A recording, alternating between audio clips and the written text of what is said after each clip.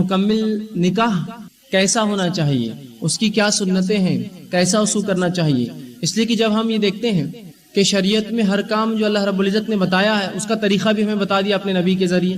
اگر اللہ رب العزت نے ہمیں نماز کا حکم دیا تو اس کے نبی نے ہمیں بتا دیا، روزے کا حکم دیا تو اس کے نبی نے ہمیں بتا دیا کر کے، زکوٰۃ کا حکم دیا تو اس کے نبی نے دے کر بتا دیا، حج کا حکم دیا تو آپ صلی اللہ علیہ وسلم کر بتا دیا. تو گویا تمام اعمال، اچھائی کا حکم دیا تو اچھائی کیا کیا ہے کر کے بتا دیا، برائی سے رکنے کا حکم دیا تو برائی کیا ہے وہ بھی وضاحت کر دی اور کیسے رکا جائے اس کا حل بھی بتا دیا. تو گویا شریعت نے جب کسی کام کے کرنے کا حکم دیا تو طریقہ بتا دیا، رکنے کا حکم دیا تو طریقہ بتا دیا، کیسے رکا جائے، کیسے احتیاط کی جائے، کیا احتیاطی تدابیریں کی جائے. تو اگر اللہ رب العزت نے ہمیں نکاح کا حکم دیا اپنی کتاب میں تو یہ نکاح کرنے کا طریقہ بھی ظاہر سی بات ہے اس کا کام ہے کہ ہمیں بتا دے اپنے نبی کے ذریعے. لیکن ہم دیکھتے ہیں آج کے جدید دور میں جہاں تک نکاح کا معاملہ ہے، اس معاملے میں ہم دیکھتے ہیں کہ ایسا لگتا ہے کہ شریعت نے ہم کو چھوڑ دیا، چھوٹ دے دی، جو کرنا ہے وہ کر لو، یہ کی موقع ہے تمہارے لیے جو کرنا ہے منمانی کرنے کا. باقی تمام چیز میں نماز کا طریقہ ہے، روزہ ہے، زکوٰۃ ہے، جیسے ہم برابر کرتے ہیں. لیکن نکاح جب آتا ہے تو ہم دیکھتے ہیں اس میں بہت زیادہ جو ہے برائیاں ہوتی ہیں اور بہت زیادہ ہم جو غلط فہمیوں کی شکار ہیں اور بہت زیادہ اس کو سنت سے مخالف ہٹ کر ہم کرتے ہیں. اور بہرحال ایسا لگتا ہے کبھی کبھار حالات کو دیکھتے ہوئے کہ اس معاملے میں شریعت نے شاید ہماری اور آپ کی کوئی رہنمائی نہیں کی، بس اس معاملے میں ہم کو چھوڑ دیا. یاد رکھیے شریعت نے ہر معاملے میں ہماری رہنمائی کی، ہر جگہ ہمیں بتایا کیا کرنا ہے، کیسا کرنا ہے اور کتنا کرنا ہے، کون سا عمل قابل قبول ہے، کون سا عمل قبول نہیں ہوگا، کوئی عمل قابل قبول ہے تو کس حد تک، کس درجے تک، کس طریقے سے کیسے کیا جائے بتا دیا. تو کیا نکاح جیسا عمل جس کے تعلق سے نبی اکرم صلی اللہ علیہ وسلم نے اس کو آدھا ایمان، دین کا آدھا حصہ کہا، تو کیا یہ نکاح کا طریقہ ہمیں نہیں بتایا ہوگا؟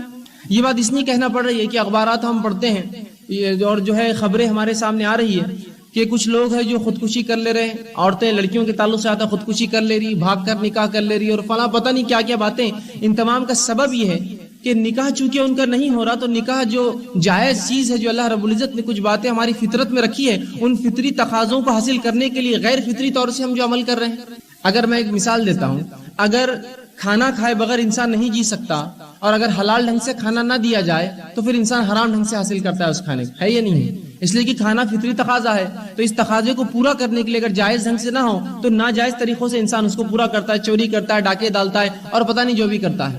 تو اسی طرح اگر نکاح کا حکم دیا، اس کو بھی اگر ہم غیر شرعی طریقے سے اختیار کر لیں جس کی وجہ سے نکاح ہم پر مشکل ہو جائے، اس کے بعد پھر اس حلال چیز کو حاصل کرنے کے لیے، اپنی نفس کو پاک رکھنے کے لیے یا اپنی نفس کو بچانے کے لیے اگر لوگ بھاگ کر نکاح کریں، یا یوں دیکھیں کہ نکاح کا امید یا امکان نہیں ہے تو خودکشی کر لے. بیچارے لڑکیوں کے واقعات آتے ہیں، خودکشی کر لے اس لیے کہ والدین نکاح کے لیے پریشان ہیں، دینے کے لیے جہیز نہیں ہے، تو اس کا حل لڑکیاں سوچتی ہیں کہ مر جانا زیادہ اچھا ہے تاکہ والدین کی تکلیف کو ہم دوری کر دیا جھٹکے میں.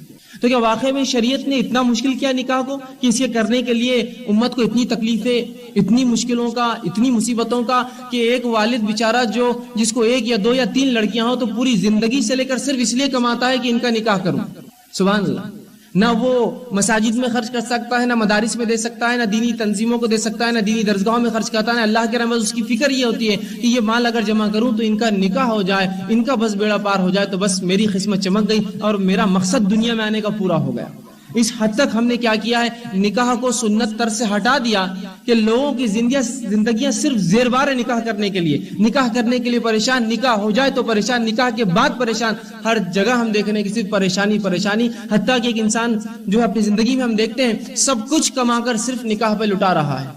کچھ کو جس کو اللہ نے دیا ہے تو وہ اس کو طریقہ خرچ سمجھتے ہیں، یہی طریقہ اللہ نے خرچ کرنے کا دیا، اور جن کو نہیں دیا ہے بیچارے وہ لوگ ان لوگوں کی ڈیمانڈ اگر ان کے پاس لڑکیاں پورا کرنے کے لیے وہ تمام چیزیں خرچ کر رہے ہیں جو وہ سمجھتے ہیں یہ خرچ کرنے کے بغیر بیچاری ان لڑکیوں کا نکاح نہیں ہوگا. اور واقعتاً حالات اس طرح سے ہے کہ اس کے بغیر معاملات نہیں ہو رہے ہیں، چاہے روپیے پیسے کا معاملہ ہو، جہیز لوگ مانگتے ہیں یا لڑکے والے جہیز مانگتے ہیں یا چاہتے ہیں کہ کچھ جو ہے لڑکی سے مطالبہ کرے کہ شادی ہوگی تو کچھ ہم لیں گے، یا اسی طرح دیگر ہم چیزیں دیکھتے ہیں. ایک صاحب جو ہے مجھ سے کہنے لگے ایک مرتبہ کہ میں چاہتا ہوں کہ آپ میری لڑکی کے لیے کوئی جو ہے لڑکا تلاش کرے اگر ہو تو، اور مجھے ایسی 3 لڑکیاں ہیں جو نکاح کی قابل ہے، اور اگر آپ اس کے لیے کچھ کوشش کریں تو میں نے کہا میں انشاءاللہ کوشش کروں گا. اور انہوں نے پھر ساتھ میں مجھے بھی بتا دیا دیکھیے ہر لڑکی کے لیے میں نے 5 لاکھ اٹھا کر رکھے تاکہ آپ کا ذہن واضح ہو جائے کہ میں تیار ہوں اس چیز کے لیے. اور میں نے پہلی لڑکی کے لیے 5 لاکھ، دوسری کے لیے 5 لاکھ، تیسری کے لیے میں 15 لاکھ رکھ چکا ہوں. لیکن اس کے باوجود کہ میں بتا بھی رہا ہوں کہ ایک کو 5-5 لاکھ دوں گا تب بھی رشتے نہیں آتے. اگر اس سے زائد بھی کوئی مانگے تو میں 7 لاکھ بھی کچھ بھی کر لا دوں گا، آپ بس ان کا رشتہ طے کروا دیجیے.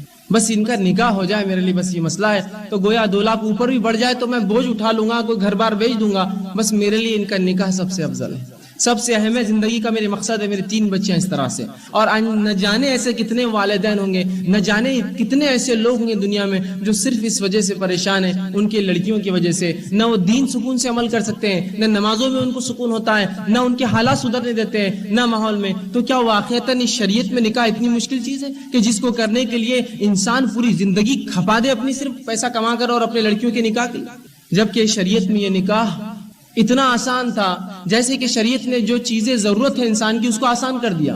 اللہ رب العزت نے انسانی ضرورت کو آسان کیا نہیں کیا، جیسے کہ اس کو ہوا چاہیے تو ہوا فری دی، ہر جگہ ہے، میسر ہے، جتنی چاہو اتنی مل جاتی ہے، آرام سے انسان سانس لیتا ہے۔ کھانے کا جہاں معاملہ ہوا، لوگ کہتے ہیں آبادیاں بڑھیں گی تو کھانا نہیں پوریں گا، ہم دیکھ رہے ہیں اللہ رب العزت رزق کو بڑھاتا جا رہا ہے۔ کئی ممالک ایسے جہاں رزق کھانا جو ہے ضائع کیا جاتا، پھینکا جاتا ہے اس لیے کہ لوگ نہیں ہوتے کھانے والے، تو اللہ آبادیوں کے ساتھ رزق بھی بڑھا رہا ہے۔ اسی طرح جب انسانی سماج کی ضرورت نکاح ہے، انسانی نفس کی ضرورت نکاح ہے، تو کیا اس معاملے میں شریعت نے کوئی گائیڈ لائنز، کوئی طریقہ میں نہیں بتایا ہوگا کہ ہم جس طریقے سے آج روش اختیار کر چکے ہیں یہ بہت زیادہ سنگین، اور اگر یہ حالت ایسے ہی رہے تو یاد رکھیے آنے والے دور اس سے بھی زیادہ سخت ہوں گے۔ بلکہ میں سمجھتا ہوں جو حالات آج کل چل رہے ہیں کہ والدین اپنی بچیوں کو یہ کہنے پر مجبور ہیں کہ بیٹا دیکھو رشتہ تلاش کر کر کے تو ہم پریشان ہیں، یا تو ایک کام یہ کر لو کہ تم نکاح کا ارادہ چھوڑ دو تاکہ ہماری تکلیف بھی دور ہو جائے، لیکن صرف تمہارے لیے ہم یہ بھاگ دوڑ کرتے ہیں تو تم نکاح کا ارادہ ترک کر دو۔ ایک حل یہ ہو سکتا ہے تمہارے لیے، یا دوسرا حل یہ ہو سکتا ہے کہ کسی اچھے لڑکے کو دیکھو شریف دیندار، اس سے افیئر کر لو اور چلے جاؤ، ہم اس پہ راضی ہے کہ تم یہ کام کر لو، اس کے علاوہ ہم کچھ نہیں کر سکتے تمہارا نکاح کے معاملے میں۔ اس حد تک بھی حالات آ رہے ہیں، اس سے بھی بدتر حالات گھروں کے ہو رہے ہیں، اور جتنے بڑی مسلم سماج اور مسلم آبادیاں ہم دیکھتے ہیں اتنے سنگین مسائل اس معاملے میں نکاح کے ہوتے ہیں۔ تو کیا واقعی میں شریعت نے اتنی اہم ضرورت کو اتنا سخت کیا کہ یہ کرنے کے لیے انسان سب کچھ کھپا کر، سب کچھ کر کے بھی اس کو حاصل نہ کر سکے، اور پھر اس کے لیے پھر غیر شرعی حرام طریقوں کو، بلکہ خود ولی جو باپ ہوتا ہے یا بھائی ہوتا ہے، یا اگر بھائی نہ ہو تو اس کا چچا ہوگا یا اس کا ماموں ہوگا یا اس کا دادا ہوگا یا اس کا نانا ہوگا، وہ بھی مجبور ہے کہنے پر کہ اب ہم مشکل میں ہیں، اب ہم پریشان ہیں بیٹا، اب تم تلاش کر لو یا پھر نکاح کا ارادہ چھوڑ دو، اس لیے کہ بس اب ہم تھک چکے ہیں۔ یا پھر بچیاں کہنے پر مجبور ہے کہ والدین کو یہ کہہ رہے ہیں کہ آپ ہماری فکر مت کیجئے، ہم یہاں رہ کے گزارا کر لیں گے، سوائے اس کے کہ آپ اتنا بتا دیجئے ہم آپ پر بوجھ تو نہیں ہے، اگر نہیں ہے تو پھر آپ ہمارے نکاح کے بارے میں فکر مند نہ ہو۔ یہ حالات ہو رہے، یاد رکھیے۔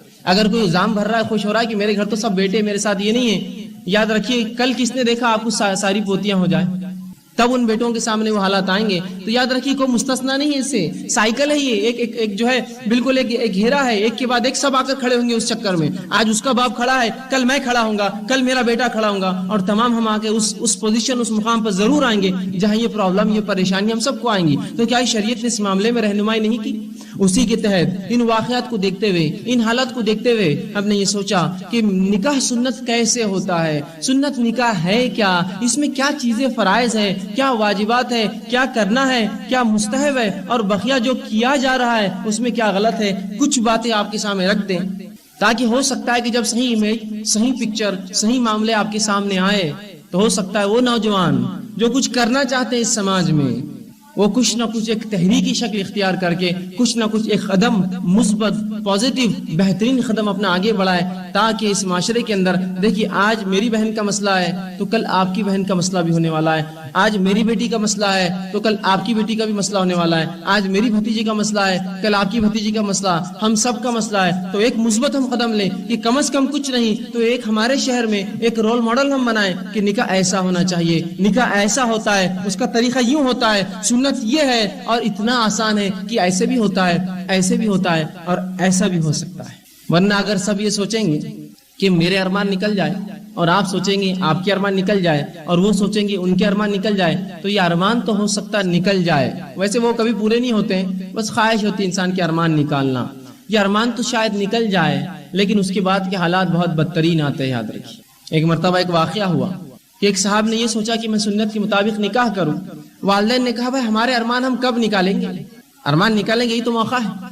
تو انہوں نے بڑا سمجھایا، بہرحال انہوں نے نہیں مانا، اور کچھ ایسی باتیں کر دی جو سنت کے خلاف تھی۔ بہرحال بہت زیادہ برا نہیں کہ ناچ گانا تو نہیں کیا، لیکن بہرحال کچھ ایسے کام کر دی جو سنت کے خلاف تھے۔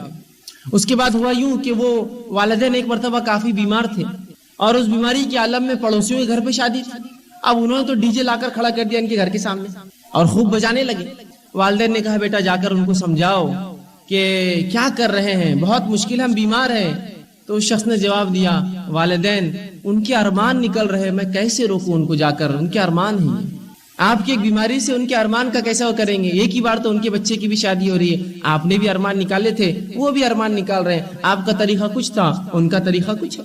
تو سبھی اگر یہ سوچ بیٹھے کہ میرے ارمان بس یہی نکلنے والے, حالانکہ دنیا کے اندر کسی مومن کے ارمان نکلتے بھی نہیں ہے. ایسا کوئی ایسی چیز جس کو آپ کو لگتا ہے دنیا میں ارمان نکال سکتا ہوں, وہ آخرت ہی ہو سکتی ہے. وہ جنت ہی ایک ایسا مقام ہے جہاں میرے اور آپ کے پورے ارمان نکل سکتے ہیں. سوچا کی چیز مل گئی, سوچا کی چیز مل گئی, یہی ارمان ہے نا.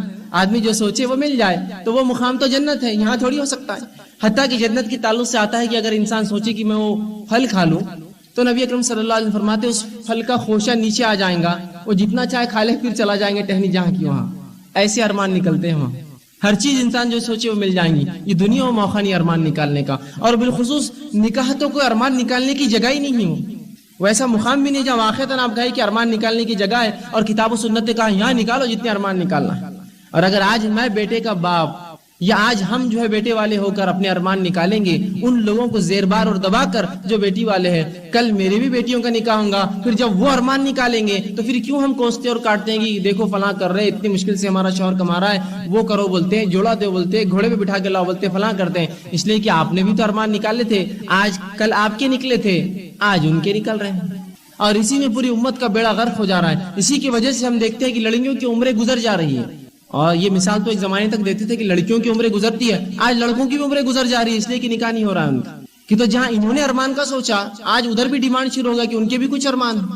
وہ بھی چاہتے ہیں کہ آپ جب 30,000 کمائے تو جب نکاح میں اپنی لڑکی دے, نکالو ارمان. اب وہ بھی نکالتے اپنے ارمان. یہاں لڑکیوں کی عمریں بڑھتی ہیں تو لڑکوں کی بڑھ رہی ہے. اب معاملہ یہاں کہیں رکنے والا نہیں. اب یاد رکھیے غنیمت یہ ہے کہ جس کا نکاح ہو جائے وہ غنیمت جانے گا, اور آنے والے ادوار میں اس سے برا ہوگا جب یہ چیز مہنگی ہوتی جائیں گی تو زنا سستا اور ہلکا ہوتے جائیں گا, زنا عام ہوتے جائیں گا. ہم کہہ رہے فحاشی, بے حیائی, بے پردگی, برائی, گندی باتیں, گندی چیزیں, گندی میگزینز, گندے نیوز اور سب تمام چیزیں کیوں عام ہو رہی ہیں؟ اس لیے کہ جو جائز طریقہ ہے نا چیز کو حاصل کرنے کا, وہ جائز طریقے سے نہیں بڑھ رہا, تو حرام طریقوں سے اپنی خواہشات ہم نکال رہے ہیں. جب ایک انسان کو نکاح کرنے کا طریقہ نہیں ملے گا, جائز طریقے سے جو اس کی جس کو کہیں گے فطری چیزیں نہیں ملیں گی, تو غیر جائز طریقے سے ان فطری خواہشات کو انسان پوری کرے گا, جس کے لیے پھر حرام حلال کی تمیز کچھ نہیں, اس کو وہ چیز خواہش پوری ہونا وہ اصل ہوگا.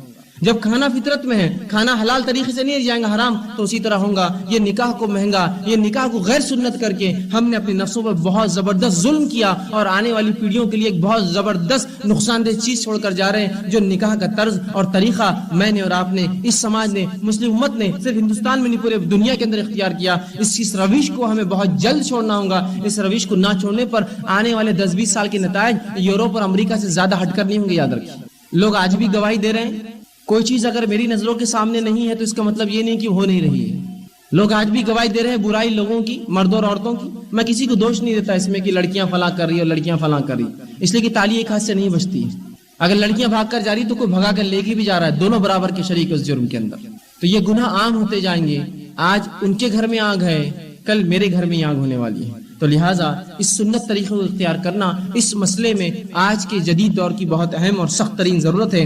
آئیے چند باتیں آپ کے سامنے رکھتا ہوں. آئیے نکاح کی فضیلت کیا ہے وہ رکھتا ہوں, اس کی اہمیت کیا ہے, تاکہ بات سمجھ میں آئے تو انشاءاللہ انسان کے لیے آسان ہو. سب سے پہلی چیز تو یہ, نکاح انسان میں شرم و حیا پیدا کرتا ہے, اور انسان کو بدکاری سے, برائی سے, زنا سے اور دیگر گندے کاموں سے حفاظت کرتا ہے. یہ نکاح کی فضیلت ہے, جس کے تعلق سے مسلم کی روایت ہے, صحیح مسلم کی حدیث ہے. عبداللہ رضی اللہ عنہ, جو حضرت عبداللہ رضی اللہ عنہ کہتے ہیں کہ نبی اکرم صلی اللہ علیہ وسلم نے فرمایا, اور اس طرح سے فرمایا اور کہا, اے نوجوانوں, تم میں سے جو استطاعت رکھتا ہے وہ نکاح کر لے. معاشرے کے نوجوانوں سے خطاب کیا اور کہا, اے نوجوانوں, تم میں سے جو شخص استطاعت رکھتا ہے, اتنا مال و دولت رکھتا ہے کہ مہر دے دے اور اس لڑکی کا نان و نفقہ اس کی ذمہ داری اٹھا لے, تو اگر اتنی طاقت رکھتے ہو تو نکاح کر لو. اس لیے کہ نکاح کرنے سے آنکھیں نیچا رہنا آسان ہوتا ہے, انسان اپنی نظروں کو نیچی کر پاتا ہے, اس سے شرمگاہ کی حفاظت ہوتی ہے, انسان زنا سے بچتا ہے. اور فرمایا, جو شخص خرچ کی طاقت نہ رکھے وہ روزہ رکھے, اس لیے کہ روزہ برائیوں سے پھر ڈھال ہے. تو یہاں نبی اکرم صلی اللہ علیہ وسلم امت کو حکم دے رہے ہیں کہ کوئی شخص اگر طاقت رکھتا ہے تو نکاح کر لے، استطاعت رکھتا ہے مہر دینے کی، نان و نفقہ اٹھانے کی، بیوی کی ذمہ داری اٹھانے کی، تو وہ نکاح کر لے. اور جو بہرحال طاقت نہ رکھتا ہو، اس لیے کہ اس کا فائدہ کیا ہے؟ نظر نیچی ہوتی ہے، شرمگاہ کی حفاظت ہوتی ہے، زنا سے انسان بچتا ہے. اور فائدہ یہ اگر یہ نہ کر سکو تو پھر کیا کرو؟ روزے رکھا کرو، اس لیے کہ پھر روزے جو ہے انسان کے لیے پھر ڈھال بن جاتے برائی سے. تو یہاں اللہ کے رسول نے دونوں آپشن بتا دیے، نکاح کر لو طاقت ہے تو، نہیں ہے تو روزے رکھو. اس لیے کہ اگر نکاح بھی نہیں کرو گے، روزے بھی نہیں رکھو گے، تو ظاہر سی بات ہے انسان اپنی جائز خواہشات کو حرام طریقے سے، غیر ناجائز طریقوں سے پوری کرے گا. اسی طرح نکاح کی فضیلت میں یہ آتا ہے کہ نکاح جو ہے معاشرے کو جنسی آلودگی سے، نفسانی خواہشات جو بہرحال آج کل ہو رہی ہے، اس آلودگی سے معاشرے کی حفاظت کرتا ہے، اور شیطانی خیالات اور شیطانی افعال سے ایک مومن کی، ایک مسلمان کی اور ایک غیر شادی شدہ نوجوان کی حفاظت بھی کرتا ہے. یاد رکھیں اس کے تعلق سے مسلم کی حدیث سے آپ صلی اللہ علیہ وسلم فرماتے اور کہتے ہیں کہ جب کسی آدمی کو کوئی عورت خوبصورت لگے تو اس کے دل میں اس کی محبت آئے تو وہ اپنے بیوی کے پاس چلا جائے. دیکھیے حل بتا رہے ہیں کہ جب کسی شخص کو کوئی عورت اچھی لگے تو وہ اپنے بیوی کے پاس چلے جائے، اس لیے کہ آپ فرماتے ہیں اور اس سے جا کر صحبت کر لے، اس لیے کہ جو اس کے پاس ہے وہ اس کے پاس بھی ہے. مطلب نکاح کا فائدہ دیکھیے کہ جب انسان کی نظریں کسی ایسی چیز پر پڑ جائے جو حرام ہے، جو دیکھنا درست نہیں ہے، جس سے اس کی خواہشات جاگ جائے، تو کہا پھر وہاں سے نکل جائے اور اپنے گھر چلے جائے اپنے بیوی کے پاس. پتہ چلا اگر نکاح کرے تو پھر معاشرہ جنسی آلودگی سے محفوظ ہو جاتا ہے. جو ہی انسان کے ذہن میں کوئی برا خیال آیا، اس کے پاس اپنی بیوی ہوتی ہے، وہاں چلے جاتا ہے، اپنی خواہش پوری کر لیتا ہے، اور معاشرے کے اندر جنسی آلودگی، جو نفسیات اور جو معاملہ آج کل چل رہا ہے گندگی کا، وہ خواہشات، وہ معاملات دب جاتے ہیں. تو یہ نکاح کی فضیلت تو ہے کہ نکاح کرنے سے یہ فائدہ ہوگا. جو نکاح نہیں کریں گا ظاہر سی بات ہے یا تو پھر روزہ رکھتا رہے ساری زندگی، یا تو پھر پریشان ہوتا رہے اپنے نفس سے.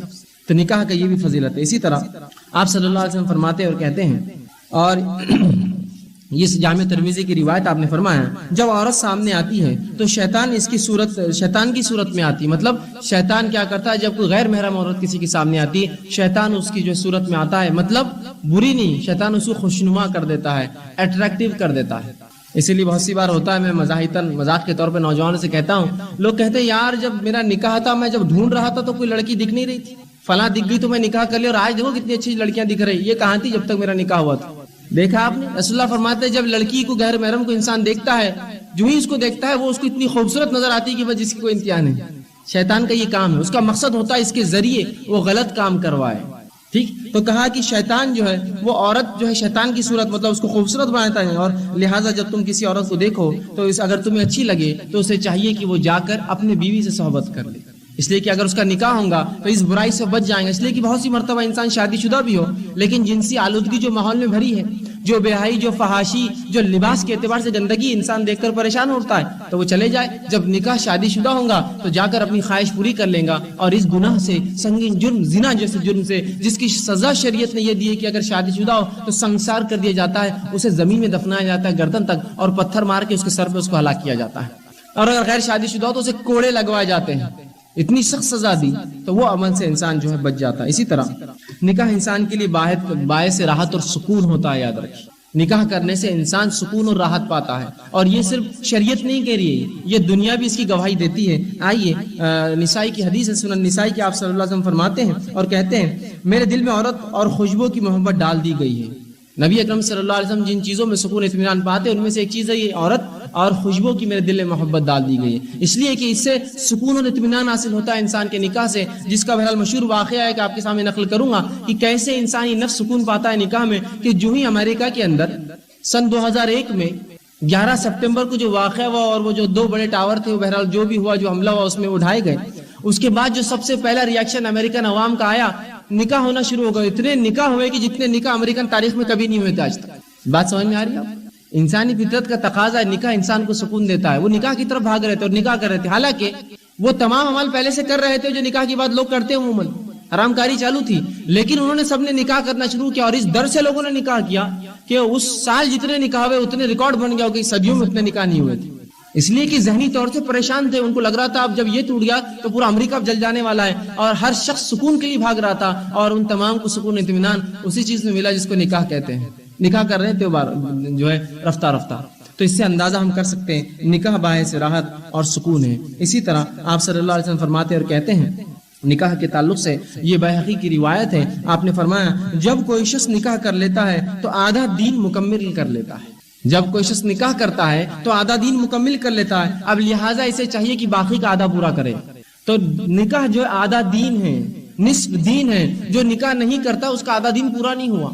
اس لیے کہ جب انسان نکاح کرتا ہے تو وہ ذمہ داریاں اٹھاتا ہے، اس کو اولاد ہوتی ہے اور کئی سارے ایسے بوجھ ہوتے ہیں جو نکاح سے پہلے نہیں آتے. تو نکاح کو آدھا دین کا ہے شریعت نے. اگر نکاح کو آدھا دین کہا تو والدین کتنے زیادہ فکر مند ہونا چاہیے اپنے بچوں کے نکاح کے لیے، اس لیے کہ یہ آدھا دین ہے.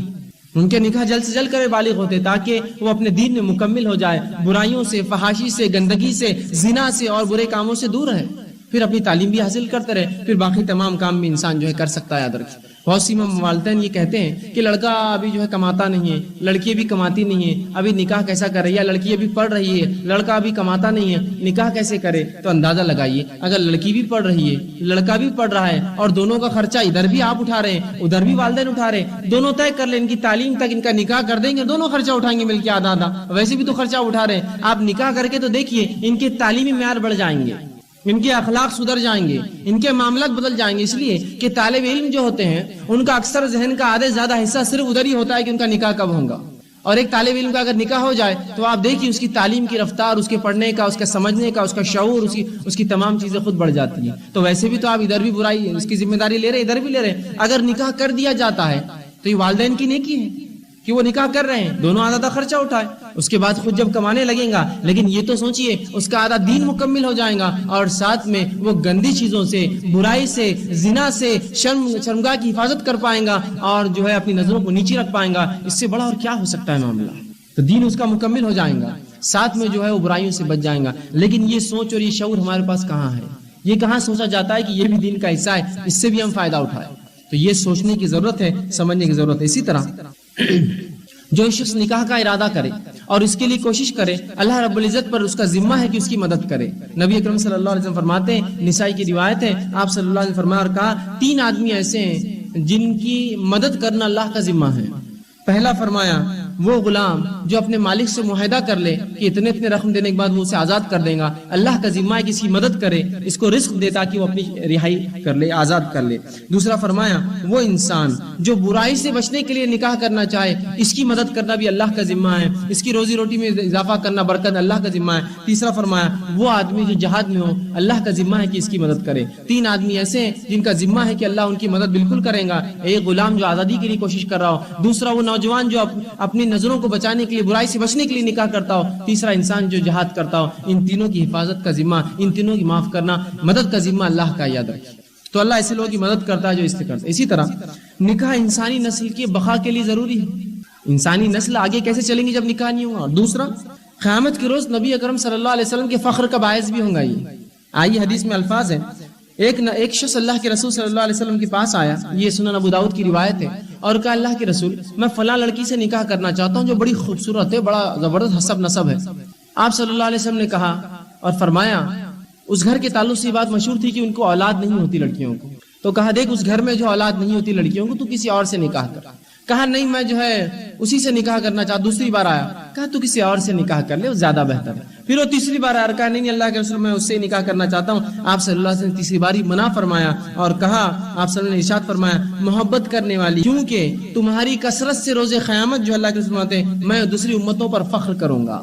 تمہاری تعداد کی کثرت، تم جو زیادہ آؤ گے اس دن قیامت کے روز، میں دوسری امتوں پر، دوسرے نبیوں پر فخر کروں گا اپنی امت کے معاملے میں. تو نکاح کرنے سے کئی فائدے ہیں. شرمگاہ کی حفاظت ہوتی ہے، اللہ انسان کی مدد کرتا ہے، انسان زنا سے محفوظ ہو جاتا ہے، اس کا دین آدھا مکمل ہو جاتا ہے. اسی طرح جو ہے انسانی نسل بھی چلتی ہے، اور یہ فائدہ رسول اکرم صلی اللہ علیہ وسلم کی فخر کا باعث بنتا ہے جو نکاح کرتا ہے اور اولادیں پیدا کرتا ہے. اللہ کے رسول نے کہا کہ میں فخر کروں گا. امت مسلمہ کو وہ جو ہے چیز وہ سمجھ دے دی کہ کہا دیکھو زیادہ بچے پیدا ہوں گے تو تم پڑھا نہیں سکتے ہو، لکھا نہیں سکتے ہو، سمجھا نہیں سکتے ہو، تربیت نہیں کر سکتے ہو. کس نے کہا؟ ہم نے یہ مثالیں دیکھی ہے جن کو کثرت سے اولاد بھی تھی، غربت ہے تو غربت کی حالت سے اللہ نے نکال کر آج مال و دولت سے نوازا ہے.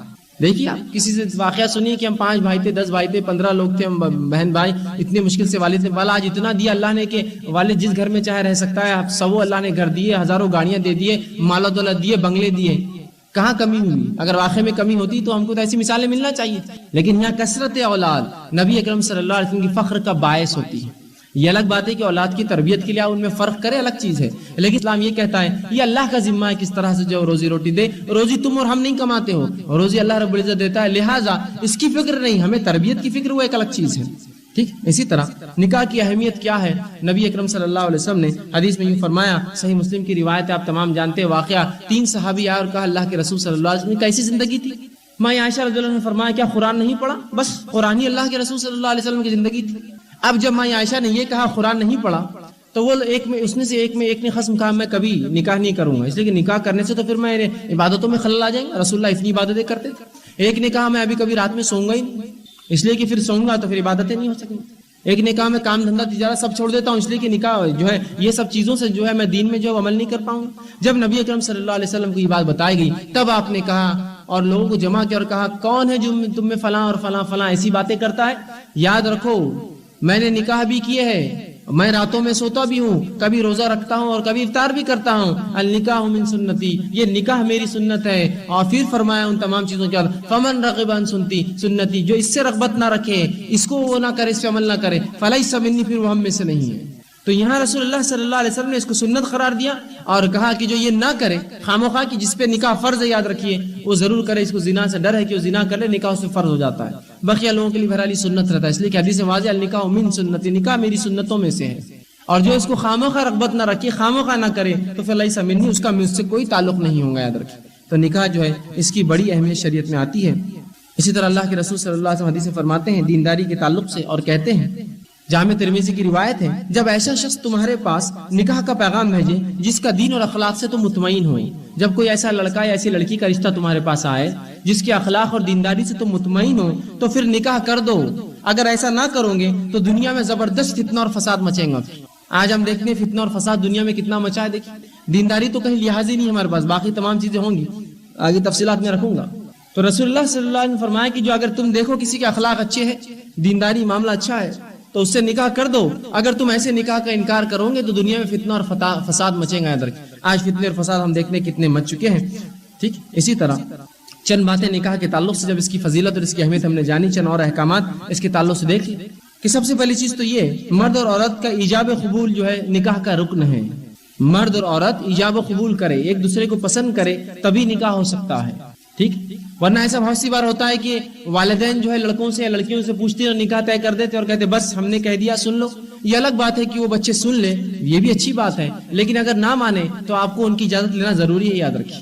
اس لیے کہ ایجاب اور قبول یہ رکن ہے نکاح کے اندر. یاد رکھیں 4 ارکان ہیں، یہ ارکان میں سے ایک بھی چلا جائے تو نکاح نہیں ہوتا.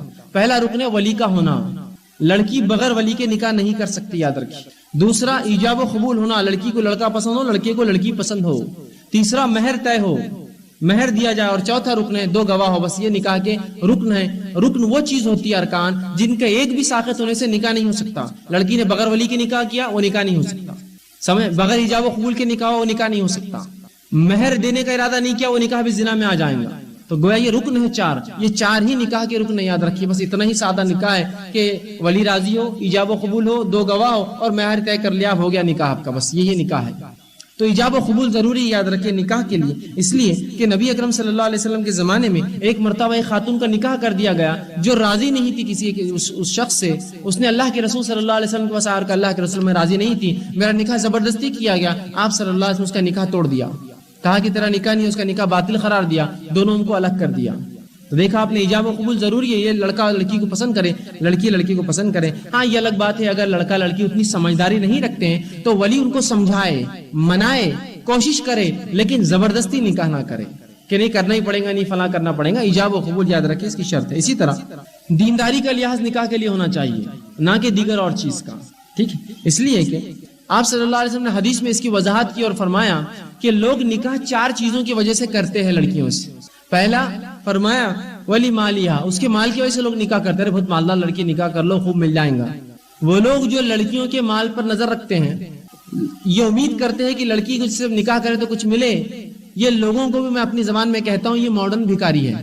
بھیک مانگنے کا یہ ایک نیا طریقہ ہے، دنیا کا سادہ اصول ہے، کچھ دو اور کچھ لو. کیا ایسا ہے کچھ لو اور لو اور لو، سب لے لو اس کا دکان پر جا کے، کہ میں دکان پر جا کر بولو کہ پیسے بھی دو پھر میں تم سے ہی مال خریدوں گا. کیوں خریدتے ہو پھر مجھ سے؟ جاؤ سادہ اصول ہے کہ مال دو یا کوئی چیز دیتے تو کوئی چیز لی جاتی ہے. آپ نکاح میں لڑکی لے رہے تو کچھ دیجئے مہر. وہ مہر دے رہا تو دور، لڑکی بھی دو اور جہیز بھی دو اور پلنگ بستر بھی دو. اور وہ بیچارے اس کے جتنے بھائی ہیں وہ سالے وہ نوکر مل جاتے اس کو فری کے، وہ نوکر بھی آ گئے. وہ سسر بیچارہ ہے غریب بوڑھا نوکر، اس کو بھی پورا اسے زندگی بھر روا کر لیتا ہے اور کھاتا پیتا اور مست عیش کرتا ہے دامن. تو یہ ماڈرن بھکاری یہ لوگ. تو کہا ولی مالھا، اس کے مال کی وجہ سے لوگ نکاح کرتے ہیں، بہت مالدار نکاح کر لو.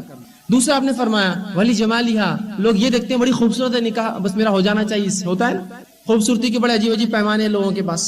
تیسرا فرمایا ولی حسبھا، ہاں بڑی ننیال بڑا اونچا ہے، ددیال بڑا اونچا ہے، اس وجہ سے اپنی لڑکی سے نکاح کر لیں گے. اور چوتھا فرمایا ولی دینھا، اس کے دین کی وجہ سے نکاح کرتے ہیں. اے نوجوانوں تمہارے ہاتھ خاک آلود ہو. نبی اکرم صلی اللہ علیہ وسلم بددعا دے رہے ہیں، اے نوجوانوں تمہارے ہاتھ خاک آلود ہو، تم دینداری کو لازم جانو، بس دینداری کو پکڑ لو. نوجوانوں سے خطاب کیا، اے نوجوانوں دینداری کو لازم جانو، ڈیمانڈ ڈالو دینداری کا، دیندار چاہیے ختم. اور جب ڈیمانڈ ڈالا جاتا ہے نا تو پروڈکٹ مارکیٹ میں آ جاتا ہے. جو لوگ مینجمنٹ جانتے ہیں، کامرس کے اصول معلوم ہے سب کو. ڈیمانڈ ڈالی چیز آ جاتی، آتی نہیں آتی. ایک زمانہ تھا لوگ جہیز لیتے تھے، اب جب جہیز کی برائی معلوم ہوئی تو اب الگ جگہ سے جہیز لیتے ہیں. اب ایسا کھانے کے بدلے ہاتھ گھما کے کھاتے ہیں. ڈی ایڈ بی ایڈ لڑکی کر لیے تو زندگی بھر کا مسئلہ حل ہو جاتا. ڈی ایڈ بی ایڈ کر لو، پرماننٹ جاب والی ہونا، گھر سے وہاں سے باپ لگا کے دیتا بیچارہ نوکری، اور پوری زندگی بھر بیٹھ کے 15 20 18 ہزار 28 ہزار 40 ہزار جو بھی اس کی تنخواہ کھاتے رہتا ہے. یہ بھی ایک نیا طریقہ ہے. تو جیسی لوگوں نے ڈیمانڈ ڈالا ڈی ایڈ بی ایڈ، دیکھی سارے والدین بیچارے شادیوں کے لیے لڑکیوں کو ڈی ایڈ بی ایڈ کرا رہے ہیں تاکہ میرے بچی کا بس نکاح ہو جائے، ہے نا. تو یہ بھی جہیز یاد رکھیے، یہ بھی ایک طریقہ ہے لوگوں کو لوٹنے کا، زیر بار کرنے کا. بہرحال تو رسول اللہ نے 4 چیزوں کے سے فرمایا لوگ نکاح کرتے ہیں، لازم قرار دیا دینداری. پہلا کہا کہ جو ہے لوگ جو نکاح کرتے پیسوں کے لیے، مومن پیسوں کے لیے نکاح کرتا، دینداری اصل ہے. اس لیے کہ مال و دولت آج ہے کل چلا جائے گا، آخرت تھوڑی سنورنے والی مال و دولت سے. آخرت سنورتی ہے اچھے اعمال سے، اچھی بیوی سے، اس سے اچھی اولاد ہوں گی، وہ اولاد ثواب جاریہ بنتی ہے. دوسرا فرمایا خوبصورتی، لوگ خوبصورتی کے لیے جو ہے نکاح کرتے لڑکیوں سے. اور بہرحال خوبصورتی کی بھی ایسے پیمانے ہیں آج کل کی جسی کو انتہا نہیں. اکثر شکایتیں لوگ لاتے ہیں، والدین آتے ہیں کہ دیکھو نا بچی بس تھوڑی سی موٹی ہے تو لوگ بول رہے ہیں نکاح نہیں ہوگا، تھوڑا سا رنگ کم ہے تو پریشان ہے ہم کہ اس کو پسند نہیں کرتا اور فلاں ہے. اور لڑکوں کی ڈیمانڈ کی مجھے ویسی ہونا، بلکہ ویسی نہیں، امی کو فوٹو بتا کے یہ ایسی. میں کہتا ہوں بیٹا وہ ایک ہی ہے، اور کس کے نصیب کی کس کو بھی نہیں معلوم. ایک ہی ہوتی ہے نا، وہ جو دیکھ کر بتاتا ہے ماڈل، فلم سٹار، ہیروئن یا جو بھی اس کے لیے ہو، وہ ایک ہی رہتی بیچاری. اب تم سبھی چیز کی طرف انگلیاں کریں گے تو کیسا ہوگا؟ کتنوں کو اپنی طرف یہ ایسی ہونا. اب یہ نہیں تو کسی اور کو ایسی تلاش کرو جس کے اندر بنیادی خوبصورت ہونا، خوبصورتی کا پیمانہ کی گوری ہونا، اور لمبی ہونا، ہے نا. اور ہائٹ لیکن لمبائی میں 5 2 نہیں 5 1 ہونا، یا 5 سے زیادہ 2 سے کم 5 2 سے. اتنے اسپیسیفکیشنز کہ جیسا جا کر میں کوئی ہارلی ڈیوڈسن کی بائک خرید رہا ہوں جس میں خود لکھ کے دینا پڑتا ہے انجن کون سا ہوگا، کتنی سی سی کی گاڑی ہوگی، ہارن کون سا ہوگا، ایکسیلیٹر کیسا ڈالیں گے، ٹائر کا سائز کیا ہوگا، سب دے رہے ہیں. جو چیز پیدا ہوتی ہے اس میں ہم کچھ نہیں کر سکتے. جو چیز بنتی ہے اس میں سب شرائط لگ سکتی ہے نا. ماں مجھے ایک فلاں چیز بنا کے دیجیے، ایسی ایسی ایسی ہونا. مینوفیکچر جو چیز ہوتی ہے وہ چیز جیسے بولے ویسے بنتی ہے. جو چیز پیدا ہوتی ہے وہ کیسے بنائیں گے آپ اس کو، اتنا اونچا، اتنا لمبا، اتنا گورا، اتنا فلاں. تو لوگ کہتے ہیں کہ ہمیں گوری لڑکی چاہیے، لمبی لڑکی چاہیے، فلاں. تو میں ہمیشہ کہتا ہوں دیکھیے پھر تو آپ کے لیے ایک ہی حل ہے، آپ ٹیوب لائٹ سے شادی کر دیجیے، چم چم چمکتی ہے ایک دم. اور جتنی لمبی بولے اتنی لمبی، جتنی پتلی بولے اتنی پتلی رہتی ہے. الگ الگ ماڈلس آتے، الگ الگ سائزز آتے. آپ کو ایک عورت نہیں چاہیے، ایک لڑکی نہیں چاہیے. اس لیے کہ جب آپ کو لڑکیاں پیدا ہوئی تو کیا آپ نے اللہ کو خط لکھا تھا یا آپ نے خود اسپیسیفکیشن ڈالے تو ویسی بچی پیدا ہوئی آپ کو؟ نہیں. تو دوسروں گھر کیسے پیدا ہوں گی ویسی لڑکیاں؟ جو چیز پیدا ہوتی ہے وہ ایسا نہیں ہو سکتی ہے، وہ تو جیسے ہوں گے آپ کو قبول کرنا ہوگا ان کے دینداری کی بنیاد پر. آج تو انسان کو لیکن یہ بات سمجھ میں نہیں آتی ہے. بہت سی مرتبہ ہوتا ہے جب ایک عورت اور ایک آدمی، بالخصوص خواتین غور سے سنیں، جب اپنے لڑکی کے لیے لڑکی دیکھنے نکلتے ہیں تو بالکل بادشاہ بن جاتی ہے وہ عورت جو ساس ہونے والی ہے، اور جا جا کر پتہ نہیں کتنے انگنت لوگوں کے دل دکھاتے ہیں، صرف اس بنیاد پر کہ اس کے رب نے جیسا اس کو چاہا پیدا کیا تم اس میں نقص نکالتے ہو. اللہ رب العزت نے کئی مرتبہ قرآن نے بیان کیا، ہم نے تمہیں جیسا چاہا اپنی ماؤں کے پیٹ میں پیدا کیا. جو چیز رب نے پیدا کی، اگر میں ایسا ہوں تو رب نے چاہا میں ایسا رہوں، اور یہ سب سے خوبصورتی ہے میری، اور میں سب سے زیادہ اس معاملے مطمئن ہوں کہ میرے رب نے سب سے اچھا مجھے پیدا کیا، اور جیسا آپ کو چاہا ویسا پیدا کیا، اور سب سے بہترین پیدا کیا آپ کو جیسا پیدا کیا، اور اللہ نے آپ کے لیے یہی چاہا کہ آپ ایسے رہے. تو جو چیز رب کی چاہت تھی اس میں میری چوائس کہاں آ سکتی ہے؟ ارے جو لوگ ڈیمانڈ کرتے ہیں فلاں لڑکیاں، فلاں ایسا، فلاں خوبصورتی، کیا اپنی بچیوں، اپنی لڑکیوں کو، اپنی ہونے والی اولاد کو ایسا بنا سکتے ہو؟ نہیں. تو پھر دوسروں کے لیے کیسے ڈیمانڈ ڈالتے ہو؟ تم شرم آنی چاہیے تم کو کہ تم دنیا کے ان تمام چیزوں کے جھمیلوں میں پھنس کر ریجیکٹ کرتے ہو. ہزاروں بالکل بادشاہ بن کر چلتی ہے وہ خاتون، یہ لڑکی ریجیکٹ، وہ لڑکی ریجیکٹ، وہ فلاں نہیں چلیں گی، فلاں نہیں چلیں گی، بالکل ایک دم بادشاہ والا معاملہ ہوتا ہے. اور میں ہمیشہ ایسے لوگوں کے تعلق سے کہتا ہوں، گو برا لگے، شانہ کوا کہاں بیٹھتا ہے سب کو پتا ہے. جا کر اللہ رب العزت نے ضرب دینا ہی ایسے لوگوں کو، ایسا ضرب دیتا ہے. جب اللہ کی مخلوق میں تم کیڑے چنتے ہو تو اللہ ایسی ضرب لگاتا ہے، ایسا نشتر دیتا ہے ایسی جگہ پر کہ سمجھ میں نہیں آتا، اور زخم ایسا ہوتا ہے پھر سیے سلتا نہیں ہے. پھر وہ اللہ بھی دیتا ہے اس کا بدلہ.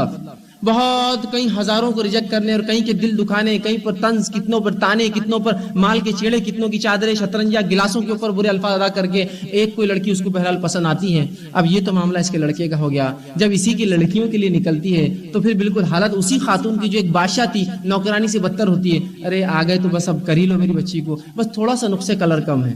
سوال یہ تھا کتنے لوگوں کو تم نے ریجیکٹ کیا تھا صرف کلر کم ہونے کی بنیاد پر؟ نہیں، بہت نیک سیرت ہے، وہ بھی نیک سیرت تھی، لیکن تم نے کلر کی بنیاد پہ ان کو ہکالا نہیں کہا. ارے بھائی تھوڑی سی میری بچی صحت مند ہے، کوئی صحت ہونا کیا بری چیز ہے کیا؟ ہاں، جب اپنے بہو کے لیے تم نکلے تھے کتنے لڑکیوں کو تم نے یہی کہا کہ صحت مند ہے، موٹی ہے، نہیں چلیں گی. جب نہیں آپ کو لگا کہ ہمارے گھر میں بھی کیا ہے، جب ہم نے یہ دیکھا کہ ہم خود اپنے بچیوں کو نہیں پیدا کر سکے جیسی ہم بہو چاہتے ہیں، تو پھر کیسی شرط لگائی دوسروں کی بچیوں پر؟ چوائس کر رہے ہیں. جیسا کوئی سبزی، پھل، فروٹ اور بکریاں خریدنے جا رہا ہے یا جانور خرید رہا ہے جس میں چوائسز ہو سکتی ہے. بکری میں کو سفید چاہیے، کالی چاہیے، فلاں چاہیے، سنگ والی چاہیے، بغیر سنگ والی چاہیے، چھوٹی چاہیے، گڈی چاہیے، موٹی چاہیے، لمبے. کر سکتے ہیں. انسانوں میں تم ایسا کرتے ہو اللہ کی مخلوقات میں؟ جس کو تم کو چوائس کرنے حق نہیں سوائے دینداری کو ترجیح دو. اللہ کے رسول نے کہا جب دینداری کو ترجیح نہیں دی گئی تو جو نقصان اٹھا رہے ہیں نا یہ اٹھاتے ہی رہیں گے. اس لیے کہ جب میری اپنی بہو کے لیے ہم جا کر اتنی شرائط لگاتے ہیں تو ہماری بیٹیوں کو دیکھنے بھی لوگ آتے ہیں نا، اتنی شرائط لے کر آتے ہیں. پھر وہی اسپیسیفیکیشن لگتے ہیں، وہ زیادہ وزن ہے، وزن کرا دو ذرا، اس کا بال چھوٹے ہیں، کلر کم ہے، آنکھیں تھوڑی بڑی ہوتی نا تو بس میری بہو بن جاتی ہے. کیوں؟ جب تم نے بھی تو ایسی کہا تھا ان گھروں میں جا کر اس کی آنکھیں چھوٹی ہیں، اس کی ناک چپٹی ہے، ہم کو تو کھڑی ناک والی چاہیے، ہم کو تو فلاں چاہیے. خود اپنی بیٹی کو تم ایسا نہ بنا سکے اور دوسروں میں نقص چنتے ہو، اللہ کی مخلوق کو برا بلا کہتے ہو، تو پھر برداشت کرو. اللہ کا قہر جب آتا ہے نا پلٹ کر تو اللہ رب العزت ایسی ضرب لگاتا ہے اور ایسی جگہ نشتر بیٹھتا ہے انسان کو سمجھ میں نہیں آتا ہے کب یہ نقصان ہو اور کیسے نقصان ہو. تو دینداری کو لازم جانی. نوجوانوں کو تاکید کروں گا اس حدیث کے مطابق دینداری کو لازم جانی. بس دینداری کے ساتھ مالداری بہت اچھا، دینداری کے ساتھ خوبصورتی بہت اچھا، دینداری کے ساتھ حسب نسب سب کچھ اچھا، لیکن دینداری نہیں اور سب کچھ ہے چھوڑ دیجیے. آج دینداری کوئی ایسا شخص ہے جو پیمانہ لگا دینداری کا. دینداری کی اگر بات بھی ہوتی ہے تو دینداری صرف ایک طریقہ ہوتا ہے گھر میں گھسنے کا. ہم کو تو دیندار لڑکی چاہیے. اب وہ بولتے ہیں آئیے ہمارے گھر میں بچی ہے جو دیندار ہے. اب جا کر دینداری میں کیا دیکھنا چاہیے بتائیے مجھے؟ بھائی نماز پڑھتی ہے نہیں پڑھتی ہے، قرآن پڑھنا آتا ہے نہیں آتا، بیٹا ذرا پڑھ کے سنا دو آپ کو قرآن آتا ہے کیا؟ یہ دینداری ہے نا، سب یہی ہوتی ہے نا دینداری. دینداری کے نام پر جاتے ہیں اور جا کر کیا دیکھتے ہیں ذرا چل کے بتاؤ، اوڑھنی ہٹاؤ، گات 32 پورے تمہاری ہے نا، نقلی کتنے اس میں اصلی کتنے ہے، سڑے ہوئے کتنے، فلاں کتنے، زبان تو برابر ہے نا، میرے کو تو فلاں نقص دکھ رہا تھا، پیر ٹیڑھا دکھ رہا تھا، چل رہی تو ایک انگلی ٹوٹی ہوئی دکھ رہی تھی اس کی. سب لوگ صرف یہ دکھ رہے. دینداری یہ ہے اس کے اخلاق کے بارے میں معلومات لیتے، اس کو اللہ کے کلام پڑھنا آتا نہیں اس کا معلومات لیتے، دین اور عقیدے کی کیسی مضبوط ہے اس کا وہ معاملہ لیتے. دینداری تو صرف ایک کارڈ ہوتا ہے پتہ صرف داخل ہونے کا، بعد میں اس کے گھر کے گلاس کیسے تھے، اس کپ میں چائے آئی تھی، شطرنجیاں کتنی پرانی دکھ رہی تھی، انٹیریئر کیسا تھا، فلاں یہ سب دیکھا جاتا ہے. اور کیا ہے؟ دیندار لڑکی چاہیے. یہ تو صرف دکھاوا ہے، دکھاوا ہے. اور ایسے دکھاوے کرنے والوں کو اللہ رب العزت بھی ویسی چیز دیتا ہے جو دکھاوا ہی ہوتی ہے ان کے لیے. پھر جب ایسی لڑکیاں آپ چن کر لاتے اتنے نخرے کر کے تو وہ بھی 2 دن میں پھر لے کر جاتی ہے آپ کے بیٹے کو ساتھ، پھر کہتے ہیں ایسا کیوں ہوا؟ وہ اس لیے ہوا کہ تم نے اتنے نقص نکالے، اللہ کو اتنا ناگوار گزراؤں گا یہ عمل ہمارا جو ہم نے کیا. اللہ رب العزت نے پھر ضرب دی ہم کو زبردست. اور یاد رکھیے آج انسان جو ہے وہ اس پوزیشن میں ہے کہ وہ دوسروں کے اوپر جو ہے یہ کر رہا جرح کہ یہ نہیں چاہیے وہ نہیں چاہیے. کل اس کی بچیاں آ جائیں گے، اس پہ لوگ جب کریں گے تب سمجھ میں آتا کیا دکھ دوسروں کو ہم نے دیا تھا جب اپنے بچوں کے لیے ہم لڑکیاں دیکھنے گئے تھے. تو دینداری یہ لازم ہو اور اسی کے تعلق سے جو ہم سوچیں ہمیشہ کہ دینداری ہو. دینداری ہوں گی تو دیندار لڑکی ہوں گی، دیندار اولادیں ہوں گی، دیندار معاشرہ بنے گا، دیندار نسلیں ہوں گی. اور دینداری کو ڈیمانڈ میں ڈالیے، دیکھیے دینداری شروع ہو جائیں گی. ڈیمانڈ جیسا آپ ڈالیں گے، ڈیمانڈ ڈالا ڈی ایڈ بی ایڈ آ گئے مارکیٹ میں، ڈیمانڈ ڈالیے دینداری، دیکھیے لوگ پھر دین کی طرف راغب ہوں گے. اس لیے کہ لوگوں نے ڈیمانڈ نہیں ڈالا تو لوگوں کو لگتا ہے دینداری بتائیں گے تو ہو سکتا ہے شادی بھی نہیں کریں گے. ہوتا ہے نا بس بات. اگر لڑکا دیندار ہو تو کبھی کبھار جو ہے لڑکی والے بھی بولتے ہیں کہ ارے اس کو لڑکے کو نہیں دے سکتے، ہماری لڑکی اتنی دیندار نہیں ہے. ڈیمانڈ نہیں نا اس چیز کا. لیکن اگر ڈیمانڈ ہوگا دیکھیے آپ کہیں گے دینداری تو دیکھیے پھر لوگ بچیوں کو سکھائیں گے، دینی تعلیم دیں گے تاکہ نکاح ان کے جلدی ہوں گے. ٹھیک ہے. اسی طرح نکاح جب انسان کا طے ہو تو کم از کم 2 پرہیزگار اور عادل گواہ اس کے اندر ہونا چاہیے. یہ نکاح کی شرائط میں سے یاد رکھیے، 2 عادل اور پرہیزگار گواہ جو گواہی دے کہ ہاں انہوں نے نکاح کیا ہے، یاد رکھیے. ٹھیک ہے، تو اس کے لیے گواہ ہونا شرط ہے، اس لیے کہ آپ صلی اللہ علیہ وسلم نے فرمایا کہ بحقی کی روایت حق مہر اور عادل گواہوں کے بغیر نکاح نہیں ہوتا، حق مہر اور عادل گواہوں کے بغیر نکاح نہیں ہوتا، تو ہم مہر ادا کریں اور 2 گواہ ہو اس کے نکاح کے کہ ان دونوں نے جو بہرحال نکاح کیا. ٹھیک، اسی طرح اگر نکاح سے پہلے کوئی شرائط طے کی جاتی تو ان شرائط کو نکاح کے بعد دینا پورا کرنا ضروری ہے. یاد رکھیں نکاح کے وقت اگر کوئی شرائط طے ہوتی ہے جو کہ جائز ہونا شرط ہے، مثال کے طور پر اگر نکاح کے وقت یہ شرائط طے ہوتی ہے کہ ہم بچی کو بعد میں پڑھائیں گے تو پڑھانا آپ کا فرض ہے، اس لیے کہ آپ نے نکاح کے ٹائم پہ یہ شرائط لگائی. صحیح بخاری اور صحیح مسلم کی حدیث ہے، آپ صلی اللہ علیہ وسلم نے فرمایا کہ جن شرائط پر تم شرمگاہوں کو حلال کرتے ہو اگر اسے پورا کرنا یا دیگر حلال بنایا ہے انہیں پورا کرنا دیگر شرائط کی نسبت زیادہ ضروری ہے. اگر نکاح کے وقت ہم کوئی شرط وہ لگاتے ہیں کہ بچی کو پڑھائیں گے اور ہم وعدہ کرتے ہیں تو پورا کرنا پڑے.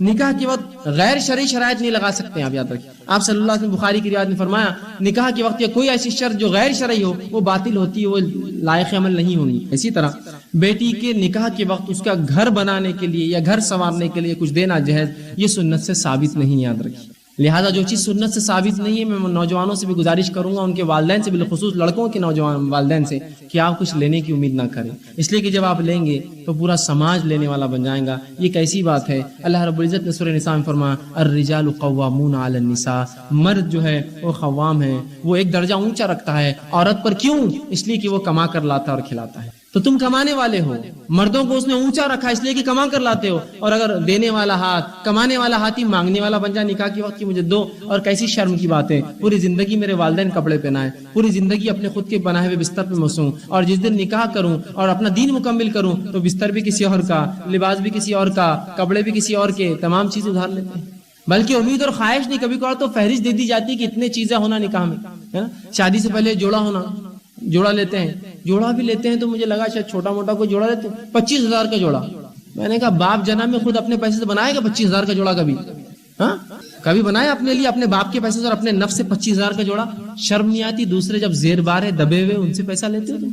شرم ہے ایسی قوم کے اوپر جو عورتوں سے لینا پسند کرتی ہے. سبحان اللہ. جس قوم کے مردوں کو اللہ کہہ رہا الرجال قوامون، اے مردوں تم کو ہم نے قوام اونچا بنایا اس لیے کہ تم کماتے ہو، اور وہی مانگنے والے بنے. 25,000 کا جوڑا جو اپنے پیسوں سے کبھی نہیں لیتے، ہم اس کے پیسوں سے لے کر پہنتے 25,000 کا جوڑا.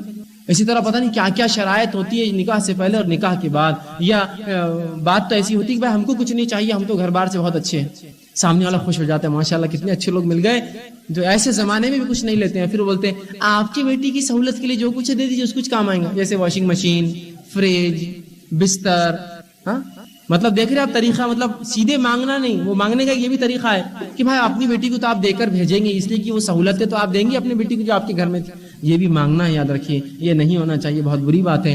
آج مانگتے وقت تو آپ مانگ لیتے ہیں، کل جب ہماری بہنوں کے نکاح ہوتے ہیں، کل جب ہماری بیٹیوں کے نکاح ہوں گے نا، وہ دیتے وقت دل گواہی دیں گا کیسی چوٹ پہنچے گی ان لوگوں کو جب ہم نے یہ سب چیزیں لی تھی ان سے. کوئی خوشی سے نہیں دیتا. یاد رکھیے ہر کسی کا مال بہت جو ہے مشکل سے آتا، بہت محنت سے کماتا ہے ہر آدمی، اور جب انسان نکاح کرتا ہے تو اس کے حلال مال کو اپنے اوپر جائز سمجھتا حرام طریقے سے خرچ کرنا. رسول اللہ نے اس کی تاکید اور وعید کی کہ مومن کا مال ایک دوسرے پہ حرام ہے. یاد رکھیے بیجا خرچ کرنا، یہ بیجا خرچ تو کراتا ہے. 25,000 کا جوڑا خود پیسوں سے نہیں لیتا، اس سے لیتا ہے. بیجا خرچ حرام ہے، قیامت کرو اس کا جواب دینا پڑے گا مجھے اور آپ. تو جہیز لینا اور جہیز دینا نبی اکرم صلی اللہ علیہ وسلم کی سنت سے یاد رکھے ثابت نہیں. اللہ کے رسول نے حضرت فاطمہ رضی اللہ عنہا کو جہیز دیا تھا، معاف کرنا جہیز دیا تھا. کہاں سے دیا تھا؟ کون سی روایت میں آپ ثابت کریں گے؟ وہ جہیز کیا تھا بتا دوں آپ کو. نبی اکرم صلی اللہ علیہ وسلم نے اپنی بیٹی کا نکاح علی رضی اللہ عنہ سے طے کیا اور کہا علی اب تمہارا نکاح ہونے جا رہا ہے، کیا ہے تمہارے پاس میری بچی کو مہر میں دینے کے لیے؟ اور اس کے لیے کچھ سامان وامان گھر میں ہے نہیں ہے کوئی؟ تو کہا اللہ کے رسول میرے حالات کیا ہے آپ جانتے ہیں، کچھ بھی نہیں ہے. کہا ایک زیرہ تھی تمہارے پاس فلاں جنگ میں ملی تھی، مال غنیمت میں کہاں ہوا ہے؟ کہا وہ لاؤ. جب وہ لے کر آئے تو زیرہ کو آپ نے فروخت کیا، 4 درہم میں فروخت کیا. جب فروخت کیا تو 2 دینار آپ لے کر گئے، 2 درہم لے کر گئے، اور اس سے ایک جگ، کچھ گلاس، ایک گھاس والا تکیا، ایک بچھانے کی چادر خرید کے حضرت علی کو دی. کہا علی یہ لے جاؤ، اور 2 جو درہم تھے کہا یہ مہر میں دینا. اگر اس کو آپ جہیز بولتے ہیں تو ویری گڈ، ایسا جہیز تو ہونا چاہیے کہ سسر آ کر کہے بیٹے داماد گھر میں کیا کیا ہے تمہارے پاس، میری بچی لے جا رہے ہو. وہ بولیں گے ابھی تو کچھ بھی نہیں، چلو میں تم کو دلاتا ہوں، لاؤ پیسے تمہارے، کریڈٹ کارڈ دو تمہارا. وہ لے جائے، خریدے اور اس کو دے دے، کہے اب ٹھیک ہے اور مہر کے پیسے اب دے دینا. یہ اگر جہیز ہوتے تو جائز ہے پھر کہ داماد سے لو اور اپنی بیٹی کو دو. رسول اکرم صلی اللہ علیہ وسلم نے جو حضرت فاطمہ رضی اللہ عنہا کو کچھ دیا تو حضرت علی سے ہی لیا تھا، علی رضی اللہ عنہ سے ہی لیا تھا، انہی کا لے کر اپنے بیٹی کے لیے خرید کر لائے. اگر اس کو جہیز بولتے ہیں تو ایسا جہیز تو بہت اچھا ہے، میں تو کہوں گا اولا ہے، سب کرے ایسا عمل کہ بھائی میری شادی ہے، اپنے سسر کے پاس جا، ہونے والا کہا میری شادی ہے، آپ کی بچی کو کیا کیا پسند ہے ذرا دلا دیجئے مجھے چل کر. پھر وہ سسر جا کے بولے یہ بیڈ پسند ہے، وہ چادر پسند ہے، وہ الماری پسند ہے، وہ پلنگ پسند ہے، اور آپ لے کر آئے. اگر یہ جہیز ہے تو ویری گڈ، ہونے دیجیے اس کو. تو لیکن کیا آپ صلی اللہ علیہ وسلم نے یہ کیا کہ فاطمہ رضی اللہ عنہ کچھ دیا کہ یہ فلاں ہے اور خرید کر اپنے پیسے سے لا اور کہا علی کو دو؟ نہیں، ایسا نہیں کیا نا، بلکہ ان سے پوچھا اب کیا ہے تمہارے پاس میری بیٹی لے جا رہے ہو؟ کہا کچھ نہیں، تو کہا لاؤ گھر بسا دیتا ہوں تمہارا. اور گھر بسانے کے لیے جو چیز ضروری تھی، چادر، تکیا، گلاس، پانی کے لیے، وہ سب لا کر دے دیا. ختم. اگر یہ جہیز ہے تو ایسا جہیز تو بہت اچھا ہے کہ داماد خود پیسہ دے اور لڑکی کا باپ جا کر خرید کے لائے سامان جو لڑکی کو پسند ہو، ایسا تو درست ہے. لیکن یہ وہ جہیز نہیں جو آج ہم لیتے ہیں، جس تکلیف سے وہ آدمی دیتا ہے، جو کماتا ہے وہ دے دیتا ہے. اور یہی وجہ ہے کہ جب جہیز دینا شروع کیا تو وراثت میں حصہ دینا چھوڑ دیا لوگوں نے. اس لیے کہا کہ اتنا دے دیا شادی میں کہ اب دینے کی طاقت میری مرنے کے بعد. ٹھیک. اسی طرح نکاح میں ولی کی موجودگی، یہ بھی ایک شرط ہے، یاد رکھیے. نکاح میں ولی موجود ہونا شرط ہے. اور اس کے تعلق سے آپ صلی اللہ علیہ وسلم کی روایت، جامع ترمذی کی روایت ہے کہ رسول اللہ نے فرمایا ولی کے بغیر نکاح نہیں ہوتا. ولی کی اجازت کے بغیر نکاح نہیں ہوتا. یہ بغور سن لے لوگ، اس لیے کہ بہت سی مرتبہ لڑکیاں بھاگ کر نکاح کر لیتی ہے، بغیر باپ کی اجازت کے نکاح کرتی ہے. ولی کے بغیر نکاح نہیں ہوتا. جس کا ولی راضی نہیں نکاح سے، وہ نکاح ہوتا ہی نہیں. وہ عمل زنا ہے اس کا، یاد رکھیے. جو بغیر ولی کے نکاح کرے جو لڑکی، وہ عمل زنا ہے اس کا. اور جو لڑکا ایسی لڑکی سے نکاح کرے، اس نے زنا کیا، اس سے اس کا نکاح نہیں ہوتا. اس لیے کہ ولی کی اجازت کے بغیر نکاح نہیں ہوتا. اس لیے کہ لڑکی والد کی رضامندی ضروری ہے. والد نہ ہو تو پھر بھائی ہو سکتا ہے ولی، بھائی نہ ہو تو چچا، ماموں، نانا، دادا، بہرحال جو بھی اس کا نزدیکی جو محرم ہوگا وہ اس کا ولی بنتا ہے. یاد رکھیے. تو ولی کی اجازت کے بغیر نکاح نہیں ہوتا. یاد رکھیے. اگر ولی نہ ہو موجود تو پھر وقت کا قاضی، بادشاہ، یا کوئی بھی جو ہے شخص کا، یا کسی تنظیم کا رہبر، یا کسی جماعت کا امیر بھی جو ہے اس کا ولی بن سکتا ہے. جیسے نو مسلمہ خاتون ہے، یا ایسی عورت اس کا سب کچھ لٹ گیا، برباد ہو گیا، مر گئے خاندان کے لوگ، وہ اکیلی بچ گئی ہے، یتیم ہے، تو بہرحال پھر وقت کا قاضی، خلیفہ، کسی جماعت کا امیر، کسی تنظیم کا رہبر، یہ اس کا ولی بہرحال بن سکتا ہے. لیکن عورت بغیر ولی کے نکاح نہیں کر سکتی کسی بھی حال میں. حتیٰ کہ نو مسلمہ کا ولی بھی جو وقت کا قاضی یا جو ہے خلیفہ بنے گا، بغیر ولی کے نہیں آتا. اسی طرح عورت اپنا نکاح خود نہیں کر سکتی. یاد رکھیے.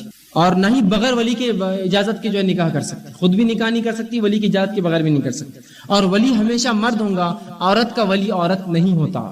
ماں راضی ہے، باپ راضی نہیں، میں کو شادی کرنا، لڑکی سے نہیں ہوتا نکاح. اس لیے کہ باپ ولی ہوتا ہے، بھائی ولی ہوتا ہے، دادا، نانا، چاچا، ماموں ولی ہوتے سگے. اس کی ماں ولی نہیں ہوتی، اس کی بہنیں ولی نہیں ہوتی. یاد رکھیے. بہت سی بار ہوتا ہے اس کی ماں راضی تھی، ہم نے شادی کر لی، باپ راضی نہیں تھا، نہیں ہوتا نکاح. اس لیے کہ ولی کی اجازت کے بغیر نکاح نہیں ہوتا. یاد رکھیے. اور قرآن نے بھی جب نکاح کا حکم دیا تو ولی کو حکم دیا. جیسے کہ میں نے آپ سے جو آیت تلاوت کی، وَأَنكِحُوا أَيَامَ مِنكُمْ، کہ نکاح کر دو ان کا جو بے نکاح ہے. یہ نہیں کہا نکاح کر لو جو بے نکاح ہے، نکاح کر دو. ذمہ دار کو حکم آیا، ولی کو حکم آیا نکاح کر دو. مجھے اور آپ کو حکم نہیں آیا کر لینے کا. تو لڑکی بغیر ولی کے نکاح، یاد رکھیے، نہیں کر سکتی. ایسا نکاح جو بغیر ولی کے ہو وہ سراسر جو ہے باطل ہے. اسی طرح عورت کی ولی نہیں بن سکتی. ولی کے بغیر جو نکاح ہو وہ نکاح باطل ہے. اسی طرح ولی کے بغیر جو نکاح ہو وہ زنا ہے. آپ صلی اللہ علیہ وسلم حدیث سے فرماتے ہیں اور کہتے ہیں، یہ سنن ابن ماجہ کی روایت ہے، کوئی عورت کسی دوسری عورت کا نکاح نہ کرے. اسی طرح آپ نے فرمایا کوئی عورت اپنا نکاح خود سے نہ کرے بغیر ولی کے. اور جو عورت اپنے خود سے نکاح کر لیتی ہے وہ زانیہ ہے. سمجھ رہے ہیں آپ الفاظ؟ زانیہ اس نے زنا کیا جس نے ولی کے بغیر اجازت سے نکاح کیا. لیکن آج ہم دیکھتے ہیں بغیر ولی کے نکاح دھڑلے سے ہو رہے ہیں. لڑکیاں بھاگ جا رہی ہے، والدین کو چھوڑ دے رہی ہے، ترک کر دے رہی ہیں. یاد رکھیں ایسے نکاح کبھی کامیاب نہیں ہوں گے جس میں والدین کا لحاظ تک نہ رکھا گیا ہو، جنہوں نے پیدا کیا، تکلیفیں برداشت کی، بڑا کیا. صرف اپنی خواہشات اور ہوس کے لیے لڑکے اور لڑکیاں نکاح کر لیتے بغیر والدین کو چھوڑ کر یا ان کی بغیر اجازت کے. یقیناً لڑکوں کے لیے اجازت ضروری نہیں ہے، ولی کا ہونا ضروری نہیں ہے. لیکن کیا اس لڑکے کا بھی اعتبار ہے جو اپنے والدین کا نہ ہوا، وہ کیا کسی اور کا ہوگا؟ اور کیا اس لڑکی کا اعتبار کرتے ہیں نوجوان جو اپنے ماں باپ کی نہیں ہوئی تمہاری کیا ہوں گی؟ اسی طرح ایجاب و قبول بھی اس کا رکن ہے. اسی طرح دو گواہ ہونا رکن ہے. آئیے آخری رکن نکاح کا جو ہے وہ ہے حق مہر ادا کرنا. مہر دینا رکن ہے، یاد رکھیں نکاح کا. اب مہر جو ہے یاد رکھیے یہ کیش بھی دیا جا سکتا ہے، یہ تھوڑے دن کے لیے ادھار بھی رکھا جا سکتا ہے. اسی طرح نکاح کے وقت طے کیا جا سکتا ہے یا بعد نکاح کی بھی. اگر نکاح کے وقت ٹائم نہیں ملا تو بعد نکاح کی بھی آپ مہر طے کر سکتے چاہے تو. ٹھیک. لیکن جو شریعت نے اجازت دی نا حق مہر کی کہ تھوڑا سا اس کو لیٹ کر سکتے ہیں، تھوڑا تاخیر سے دے سکتے ہیں، تو ہمارے پاس تو وہ تاخیر کو ایسا کھینچے ربر کے جیسا کہ اس کی موت تک نہیں دیتا ہے وہ مہر. ایک آدمی نکاح کرتا ہے اور موت تک مہر نہیں دیتا ہے، مر جاتا ہے مہر نہیں دیتا ہے اپنی عورت، اپنی جو ہے بیوی کا. یاد رکھیے نکاح کے لیے مہر یہ شرائط ہے یہ اس کے ارکان ہیں، اگر یہ نہ ہو تو نکاح نہیں ہوتا۔ اور آپ صلی اللہ علیہ وسلم کی حدیث سن لیجیے، آپ نے فرمایا، مسند احمد کی روایت ہے، جو شخص نکاح کرے اور مہر دینے کا ارادہ نہ ہو، بس ایسی باندھ لے چپ چپ، ہاں دے دو کیا ہے، ارادہ نہ ہو، ایسے آدمی نے زنا کیا۔ کیا فرمایا؟ جو شخص مہر طے کرے، دینے کا ارادہ نہ ہو، تو ایسے آدمی نے زنا کیا۔ دیکھیے آپ نکاح کر رہے سنت سمجھ کے، ہو رہا ہے زنا ہو، اس لیے کہ آپ نے مہر طے تو کیا لیکن دینے کا ارادہ نہیں ہے۔ تو تھوڑی دیر کے لیے اگر مہر آپ آگے پیچھے بڑھاتے ہیں تو اس میں کوئی حرج نہیں۔ یاد رکھیے، بیوی اپنے طرف سے مہر معاف کرتی ہے، اس میں بھی کوئی حرج نہیں، لیکن مرنے کے بعد شوہر کے لا کر کھڑا کرنا اس کو، بیچاری اپنی آفت اور مصیبت میں، اور بولتے معاف کر دو معاف کر دو معاف کر دو، وہ بیچاری بولتی جا معاف کرے، زندہ تھا نہیں دیا، مرے بعد کیا دیں گے، کیا دیں گے؟ صحیح بات ہے، زندہ تھا نہیں دیا۔ مہر معاف نہیں ہوتا، یاد رکھیے۔ یہ الگ بات ہے کہ آپ نے مہر باندھا 10,000 روپے اور وہ دے دیا، اور وہ خاتون کہے کہ بھائی آپ رکھ لیجئے، نہیں چاہیے، ایک الگ بات ہے، لیکن اس کا مطلب یہ نہیں کہ آپ اس کو 10,000 مہر باندھے دے دی اور بعد میں کہاں ڈالے کہاں رکھے، مسجد میں دے دیں گے نا؟ کیوں؟ اپنی تنخواہ مسجد میں لے آ کے دیتے، اس کا مہر کی مسجد میں دیں گے تم؟ پھر اس کی مرضی، جو چاہے کرے، وہ گاڑی لے، اس سے وہ اپنا جو کالج کے ایجوکیشن کی فیس بھرے، زیور بنائے، کچھ بھی کرے، اس کی مرضی۔ اس کو پوچھتے کیوں کہاں ڈالے کہاں رکھے، کدھر ہے، کون سے لاکر میں، اس کو مسجد میں دے دیں گے؟ یا بہت سے لوگ تو مہر دیتے اور بولتے چلو مسجد میں دے دو، اور مولوی صاحب چٹھی پھاڑ لو، تو دیے گئے کو مہر آپ نے ایسا پھر جو آپ کو دینے کی نیت ہی نہیں تھی، خود کے جیب سے صدقہ دیتے کبھی 10,000 روپے نکال کر نہیں، بیوی کا مہر تو اٹھا کر دے دیا مسجد میں۔ یاد رکھیے، اب بیچاری عورتیں بھی سوچتی جانے تو نکاح اتنی مشکل سے ہوا، اور نکاح خود 25,000 تو اس نے جوڑے کی لیا، یہ 11,000 مہر کیا ہے ہمارے لیے، صدقہ سمجھ کے چھوڑ دیتے ہیں۔ ہوتا ہے نا، 11,000 مہر مانتا، 25,000 تو جوڑے کی لیا خالی رقم، تو وہ بھی بولتے ہیں یار صدقہ ہے 11,000 کیا ہے ہمارے لیے، دو اس کو۔ سبحان اللہ، جو دیکھیے شرائط ہے وہ تو سب غائب ہے، جو نہیں ہے وہ سب ہے۔ اور جو مہر، جو رکن ہے، وہ ادھار انجمن کیش۔ کوئی ایسا آدمی اس مجمع میں ہے جس نے انجمن ادھار لیا اور اس کو آج تک پیسہ نہیں، 10-20 سال ہو گئے؟ انجمن کیش، گوشت والے سے گوشت کیش، کیٹرر سے catering fee cash, hall cash, transportation cash, زیورات کیش، کپڑے کیش۔ اور جو رکن ہے، جب رکن نہیں نکاح کی، یہ کچھ بھی نہیں رہا تو بھی نکاح ہوتا، اور جو رکن ہے مہر ادھار، جو ادھار ہو سکتا تھا وہ کیش، اور جو کیش تھا وہ ادھار کر دیا، کیش دیجئے اس کو۔ اور اس میں بھی ایسا نہ دیکھیے، مہر بھی ایسا باندھتے ہیں کہ اللہ رحم کرے کہ اللہ رب العزت دے رہا 50,000 مہینہ کما رہا ہے، 700 روپے مہر، شرم سے مر جاؤ، 700 روپے دے رہے ہو، صرف ایک لڑکی سے نکاح کر رہے ہو اور 700 روپے دیتے ہو۔ میں یہ نہیں کہہ رہا ہوں، ہاں جس کی طاقت 700 کی 700 ہی دے، کیا میں تو اتنا ہی کماتا ہوں کہ میں 3,000 کماتا ہوں، 700 بڑی چیز ہے میرے لیے، لیکن اللہ نے سب کچھ دیا، لاکھ روپے تو صرف کپڑوں پہ خرچ کرتے، مہر باندھتے 11,000، 786، 36 روپے، 32 روپے، 12 آنے، 8 آنے، ہے نا، 16 آنے، ایسے مہر ہوتے لوگ آج کے دور میں۔ مہر بہت زیادہ بھی نہیں ہونا چاہیے کہ انسان زیر بار ہو جائے کہ شادی نہ کر سکے، اور مہر زیادہ لڑکیوں کا، یا اتنا کم بھی نہ ہو کہ لوگ مہر کی اہمیت ہی ختم کر دے کہ مہر کیا دینا، چلو یہ تو 25,000 تو جوڑے کے لے لیا اس نے، 11,000 کیا جانا، چھوڑو۔ مہر ایسا کچھ دیجئے جو واقعی میں کچھ تناسب میں، کچھ پرسنٹیج میں ہو آپ کی حیثیت کے اعتبار سے، کہ اس کو بھی لگے آپ اس کی شرمگاہ جو حلال کرتے ہو، مہر تو وجہ ہے اس کی شرمگاہ، ورنہ ایسا کیا تھا آپ دونوں کے بیچ میں اس کے حرام تھے، اسی نے تو حلال کیا شرمگاہ، تو کچھ ایسا دو کہ لگے کوئی چیز لیا تو کچھ دیا گیا اس کے بدلے۔ میں یہ نہیں کہہ رہا ہوں کہ اب لاکھوں دے دے، فلاں دے دے، کچھ بھی آپ دے سکتے۔ حتیٰ کہ نبی اکرم صلی اللہ علیہ وسلم نے ایک صحابی، ایک خاتون ہے کہ اللہ کے رسول مجھ سے نکاح کر لے آپ صلی اللہ علیہ وسلم نے فرمایا میں اس کی ضرورت نہیں سمجھتا، تو کہا آپ جس سے مناسب سمجھے میرا نکاح کر دیں۔ وہ نو مسلمہ تھی، اس کا کوئی ولی نہیں تھا، اور نبی ولی بن جاتا ہے پھر ایسے لوگوں کا، کہا آپ کر دیجئے پھر کسی سے نکاح۔ آپ صلی اللہ علیہ وسلم نے کہا ٹھیک ہے رک جا، وہ رکی رہی مجمع میں۔ ادھر ایک شخص، ایک صحابی اٹھ کر اللہ کے رسول میرا نکاح کر دیجیے، میں بڑا پریشان ہوں نکاح کے لیے اس عورت سے۔ کہا کیا ہے تیرے پاس دینے کے پاس، کچھ سونا وونا ہے جا مہر کے لیے لے کے آ۔ وہ بھاگتا ہوا گیا، گھر جا کے آ کہ اللہ کے رسول کچھ بھی نہیں ہے سونا۔ کہا کچھ چاندی ہوں گی جا لے کر آ مہر کے لیے۔ وہ بھاگتا ہوا گیا کہ اللہ کے رسول چاندی کا بھی کچھ نہیں۔ کہا جا ایک آدھ لوہے کی انگوٹھی تو ہوں گی گھر پر، وہ مہر میں دے۔ وہ بھاگتا ہوا گیا کہ اللہ کے رسول صلی اللہ علیہ وسلم لوہے کی انگوٹھی بھی نہیں میرے پاس، میں تو بڑا غریب ہوں۔ پھر کیا ہے؟ تو کہا ایک چادر۔ کہا کہاں ہے؟ کہا باندھی ہوئی ہے۔ تو کہا اب یہ اس کی کیا کام آئیں گی؟ ایک ہی چادر تھی اس صحابی کے پاس، نہ گھر میں کچھ نہ آنکھ پہ کچھ، ایک چادر میں تھے اوپر بھی کچھ نہیں تھا۔ کہا یہ اس کے کیا کام آئیں گی؟ یہ تو تیرے آنکھ پر اگر لے لیں گے تو تیرا جو آنکھ کھلا ہو جائے گا۔ کہا بس کچھ بھی نہیں میرے پاس۔ وہ بڑا آزردہ ہو گیا، اب سمجھ گیا کہ اب تک نکاح نہیں ہوتا، مہر دینے کچھ نہیں ہے، اور آزردہ ہو کے چلا گیا مجلس سے۔ آپ صلی اللہ علیہ وسلم تھوڑی دیر بعد کہا وہ نوجوان کہاں ہے جو مجھے کہہ رہا تھا نکاح کے لیے، کہاں ہے وہ؟ تو کہا اللہ کے رسول بڑا بیچارہ مایوس ہو کر چلا گیا، اس کو تو لگا مہر نہیں تو اب کچھ نہیں ہو سکتا۔ کہا اسے بلاؤ۔ ایک شخص گیا، اس کو بلا کے لا کے اللہ کے رسول صلی اللہ علیہ وسلم تمہیں بلاتے ہیں۔ وہ آیا اور کہا اللہ کے رسول کیا بات ہے؟ کہا تجھے قرآن آتا ہے؟ تو کہاں آتا ہے؟ کہا کیا آتا ہے؟ کہا فلاں سورت فلاں سورت فلاں سورت، اس کو جو قرآن حفظ تھا اس نے سنا دیا فوراً۔ کہا یہ سب آتا ہے؟ کہا جا اس کے بدلے میں کہ تو شادی کے بعد اسے سکھائیں گا، میں تیرا مہر اس سے نکاح کر دیتا ہوں، یہی تیرا مہر ہوگا۔ تو قرآن کا سکھانا آپ نے مہر باندھ دیا، لیکن کیش تھا وہ بھی، مطلب فوراً سکھانا ہے تجھے، یہ نہیں کہا کہ جان دے پھر وہ انگوٹھی بعد میں اور فلاں اور فلاں۔ لیکن ہم نے وہ خالی جواز دے دیا کہ بعد میں چونکہ وہ سکھا سکتا ہے تو مرنے تک دیتے نہیں اس کو. مہر رکن ہے، اس کو حق ہے، اس کو فریضہ اللہ نے قرآن میں کہا کیش ادا کیجیے اور نکاح سے پہلے دیجیے. ایجاب و قبول ہوتا ہے نا، اس سے پہلے کہ نکاح طے ہو گیا 8 تاریخ کو نکاح ہے تو اس سے پہلے بھیجیے 2-4 دن پہلے ادون کی یہ مہر ہے. اب لڑکی چاہے جو چاہے کرے، لڑکی کا باپ چاہے جو چاہے کرے اس مہر کے ساتھ، اس کو بھیجیے، کیش دیجیے. اس کو یاد رکھیے لوگ بڑے بڑے مہر مانتے 50,000 مہر، کب دیں گے وہ تھوڑی بھی دینا. آپ دینا کہاں، آپ نے 50,000 بول دو بس، اس لیے کہ لوگوں میں نام ہوگا نا 50,000 مہر. کیش باندھیے، کیا باندھ سکتے اپنی طاقت کے حساب سے. 5,000 دیجیے کیش، لیکن کیش دیجیے. اس سنت کو رواج میں لائیے کہ کیش دیجیے. نہ ہو تو دیکھا جائے گا نا، سب کچھ ہے، ہر چیز کو آپ کر رہے ہیں سوائے اس کے کہ جو مہر نہیں دے رہے اس کا. تو مہر حق ہے، اس کو ادا کرنا پڑے گا، وہ کرے. حق مہر کی مقدار کچھ بھی ہو سکتی ہے، لیکن بہت زیادہ بھی نہ ہو کہ لڑکے زیر بار ہو کہ نکاح نہ کریں، بہت کم بھی نہ ہو کہ اس کی اہمیت ختم ہو جائے. کچھ نہ کچھ ایسا دیں جو بہرحال مقدار میں ہو. اسی طرح مہر کے لیے کچھ بھی دیا جا سکتا ہے، حتیٰ کہ قرآن سکھانا بھی مہر ہو سکتا ہے. کوئی دینی کورس سکھانا یا کچھ باتیں دین کی سکھانا، یہ بھی اس کا مہر ہو سکتا ہے. حتیٰ کہ ام سلیم رضی اللہ عنہا نے جب نکاح کیا تو ابو طلحہ سے پیشکش کی کہ اسلام قبول کرو تو یہی تمہارا مہر ہوگا، اور ابو طلحہ نے اسلام قبول کیا تو آپ نے کہا یہی مہر ہے. صحابہ کہتے ہیں کہ ام سلیم سے زیادہ بہتر مہر ہم نے کسی کا نہیں دیکھا کہ ان کا اسلام قبول کرنا ابو طلحہ کا ان کا مہر تھا. کہا اسلام قبول کر لو، میرا مہر ہو گیا. یہ بھی بہرحال مہر ہو سکتا ہے. اسی طرح خطبہ نکاح پڑھنا یہ سنت ہے، یہ فرض نہیں. یہ میں اس لیے بتا رہا ہوں کہ بہت سی بار خطبہ نکاح میں کچھ گڑبڑ ہو جاتی تو بس لگے نکاح نہیں ہوا، اس کا نکاح میں گڑبڑ ہو گئی، اس کا خطبہ نکاح غلط ہو گیا.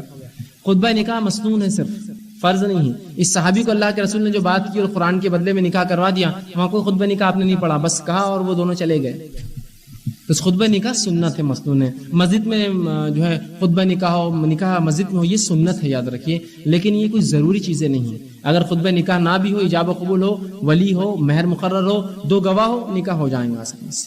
ٹھیک ہے، تو خطبہ نکاح سنت ہے. اسی طرح ولیمہ یہ واجب ہے، یہ کرنا پڑے گا ولیمہ. اب جو کرنا ہے وہ نہیں کرتے، جو نہیں کرنا ہے وہ کرتے. شادی کا کھانا ہو رہا ہے، میں حرام نہیں کہتا ہوں اس کو، لیکن وہ سنت سے ثابت بھی نہیں اور ضرورت بھی نہیں اس کی، لیکن دھوم دھام سے ہو رہا ہے. اور پورے میرے دوست احباب میں اسی دن لے جاتا ہوں شادی کے دن اور خوب پلا کے لاتا ہوں، اور بعد میں دوسرے دن جب ولیمہ کرتا ہوں تو مختصر تھوڑے سے لوگ بلا کے کھلاتا ہوں. جبکہ ولیمہ واجب ہے، وہ واجب نہیں تھا اس پہ لڑکی والوں کھانا کھلانا. تو جو واجب نہیں اس کو واجب کر دیا، جو واجب ہے اس کو بھول گئے ہم. ولیمہ واجب ہے اور ہر شخص ولیمہ دے نکاح کے بعد، خواہ جو کچھ اس کی طاقت ہو. ایک روایت میں آتا ہے عبد الرحمن ابن عوف رضی اللہ عنہ نے نکاح کیا، یہ متفق علیہ روایت ہے. آپ صلی اللہ علیہ وسلم فرمایا عبد الرحمن نکاح کیا؟ کہاں اللہ کے رسول نکاح کیا. تو پھر کہا ولیمہ کرو، خواہ ایک بکری کیوں نہ ہو. اور ان کی اتنی طاقت تھی، انہوں نے ایک بکری ولیمہ کیا، لوگوں کو بلا کر دعوت دے دی. ٹھیک، آپ دیکھ رہے کتنا. اور اس حدیث میں یہ بات بھی پتہ چلی کہ نکاح کتنے سادے ہوتے تھے، کہ رسول اللہ موجود ہے صلی اللہ علیہ وسلم مدینہ میں اور آپ نے نکاح کر لیا تھا. آپ کو نکاح کے بعد پتہ چلا کہ ان کا نکاح ہوا تو کہا ولیمہ کر، چاہے ایک بکری کیوں نہ ہو.